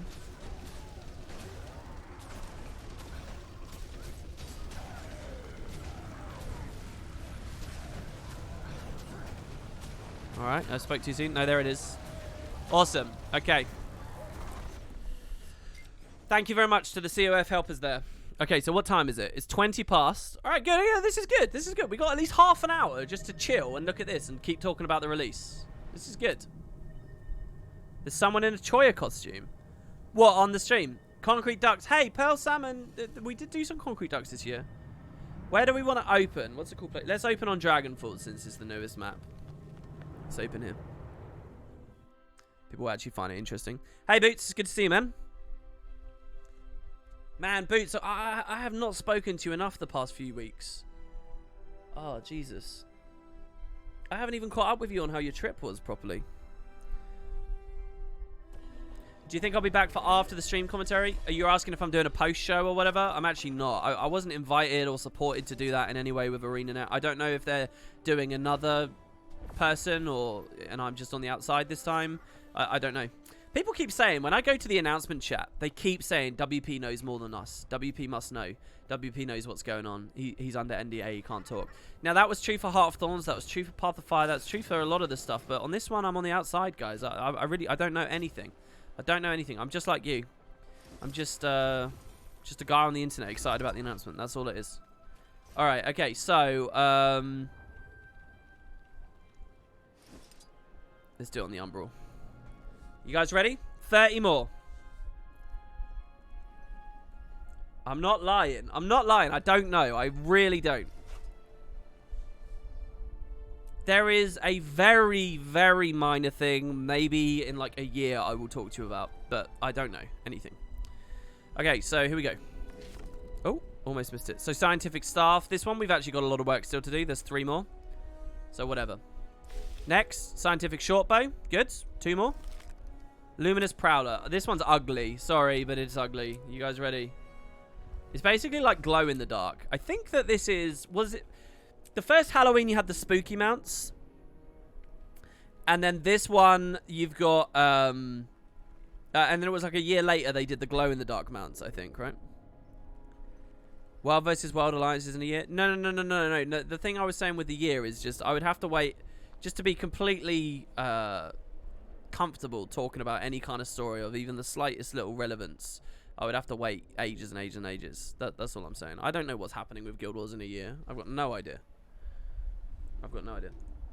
ArenaNet streamed a pre-show will be in about 10 minutes. They just tweeted. Oh, really? All right, we're going to rush through these then. If they're doing a pre-show, can someone else that's not Tarek confirm to me that? and give it to me in another word. If that's true, I'll put you over onto their pre-show, whatever that is. I don't know what that is. So yeah, it sounds like they've got other people doing pre-shows and post-shows and stuff like that. I don't know. It's true. Okay, cool. So let's get our unlocks. Guys, this has been amazing. This has been very cool. Let's see what we got, okay? So crystal. 161 gold. Very nice. The star shell. Ah, I think we're now done with those, aren't we? No, we're not. So we've now got this one, this one, this one, this one, and this. We are just missing the star fall and the star claw.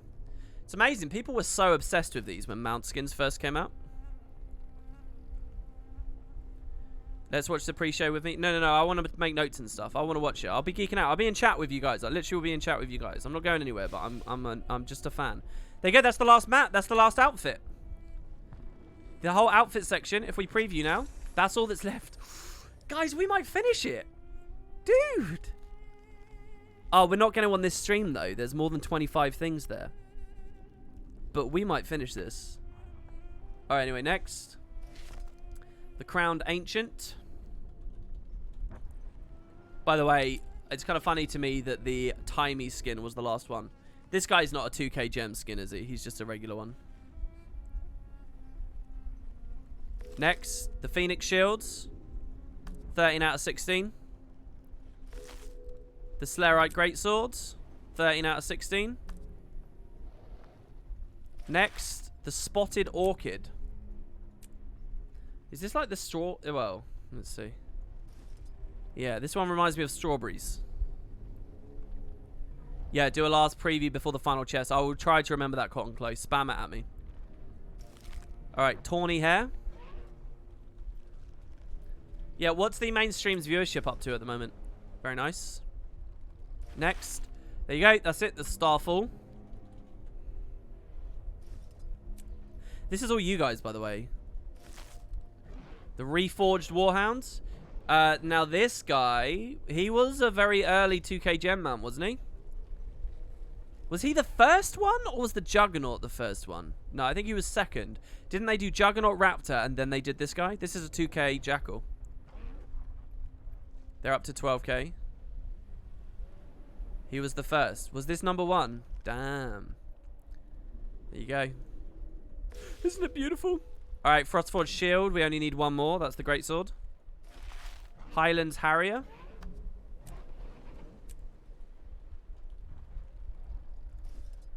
So that's this guy. Nice default dies, but this is one of those Griffins that I look at and I'm like, I could just dye that anyway, and I don't know what it would be.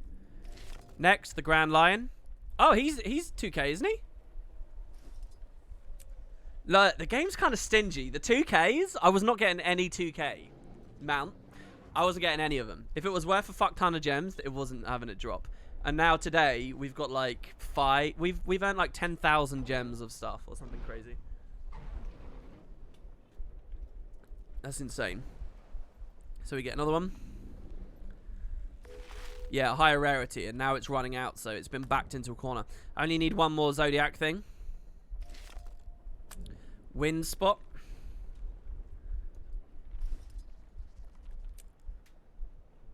He's quite nice. Snowy. On theme with the update.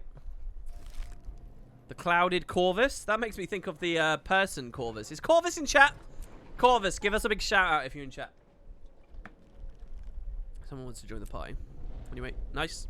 Next. Cerulean Sky Die. You guys ready? Are you guys ready to be feel a little bit sick here? With jealousy. Cerulean Sky Die. What? I thought this was like 1,000. I thought this was like 1,200 or something crazy. Still 200 gold. It's not bad. This one's very pretty as well, by the way. What about this color? Makes me think of summer. Okay, next. There you go. Zodiac set is complete. Will you unlock the Mystery of the Stars after collecting all these skins? Only one way to find out. I guess not, but ArenaNet got some money. Next. The Phoenix Warhorn. Somewhere. Sorry, that was my Twitter. That's probably someone on Twitter saying to me, WP, it's going on. Here you go, 2K mount. People are going to be sick. Another 2K mount. It's the Dreadnought! We finally have our Norn mount. I can now be the big-ass jet-packed Norn. I don't know how many 2K mounts are left. This one's awesome. This is one of my favorite skins in the game. This guy's a beast. The Chonky Chicken. Next, the Scientific Hammer. 15 out of 16. Improvised Shield. Now, I'm not going to do a whole story about this. We usually do. But the improvised weapons are all really cool skins. We're on a bit of a rush, so I'm not going to mess with it too much. This is a chair anyway. I already know what this is. Improvised Shield. Basically, you can hold a chair in your hand and use it to defend yourself. Look at that. It's an upside down broken chair. I like it a lot. What we actually use to grip it or attach it to our arm, I don't know. It's just floating there. Let's imagine there's some kind of band or something, shall we? Alright, next. 6 more chests. The Slayerite Warhorn. Still got some work to do there. The Slayerite Pistol. Oh my god. Slayerite was my least unlocked up until just a couple of chests ago. And now we've almost done it. Gallant. That's our final Gallant skin. Very nice. Slayerite Shield. There it is. Slayerite. Keep the spirit of South Sun Cove vacation frame of mind going all year round. So this was the second ever Black Lion set. Yeah, I see, guys. The preview. Don't worry, I remember. This was the second ever Black Lion set that they did. Fused was the first. And I still have one more Fused skin I need, I think. Yeah. We're still looking for the Fused Axe. But look, look, look, look. We're almost done with all of them. Just have a couple more. Alright. This is the penultimate one. The Badlands Stalker.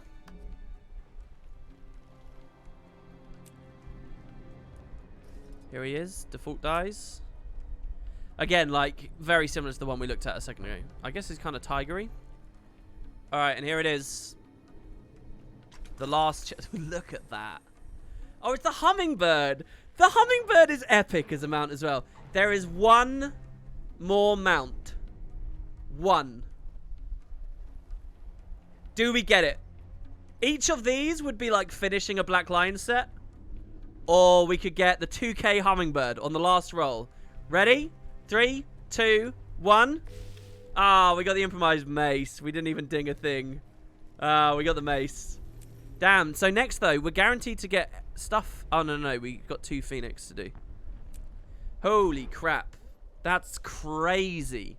That is crazy, guys. I just want to show you, by the way, as well. Black Lion. Ooh, ooh, ooh. For people who are curious, in the Black Lion chest you have the wardrobe unlockers. You'll notice that it's a different selection of stuff in these. You see this here? So there's actually a lot of minis to get from this. There's no mounts. There's a new outfit on this. There's 2 gliders that were otherwise non-existent. And the weapon sets, you see like Tempesters on this and Winter stuff and Carnival stuff. There's different things, right? So as far as regular unlockers go, we've actually still got quite a journey ahead of us. But the knife gangs come. We saw, we conquered. We're pretty much done with them. So, that's it. Thanks very much for hanging out. Playing some Guild Wars with me. Checking out the new releases and wondering what this announcement's going to be. ArenaNet have a pre-show starting in 1 minute over on their channel. So I'm just going to now take all of you guys wholesale and put you on the channel. I'm going to raid the main channel. So just go, enjoy, sit in chat, watch the stuff. I'll be watching it with you. I'll be leaving comments. When you'll next see me is on a YouTube channel. I have no idea what ArenaNet's planned. They might have other people in the know. I don't know. I'm on the outside on this. I've got no idea. So we'll see what their pre-show is. We'll see what their main event is. Someone else might do something else. It's out of my hands though now, guys. Hopefully I made these last 3 hours really entertaining for you. I'm very excited. We'll see. You remember what you voted on, 1s or 2s, what we get? And I guess we'll see. So I'm going to hand you over to the pre-show now, guys. Good luck. Enjoy. And thanks so much for the support. See you guys over there.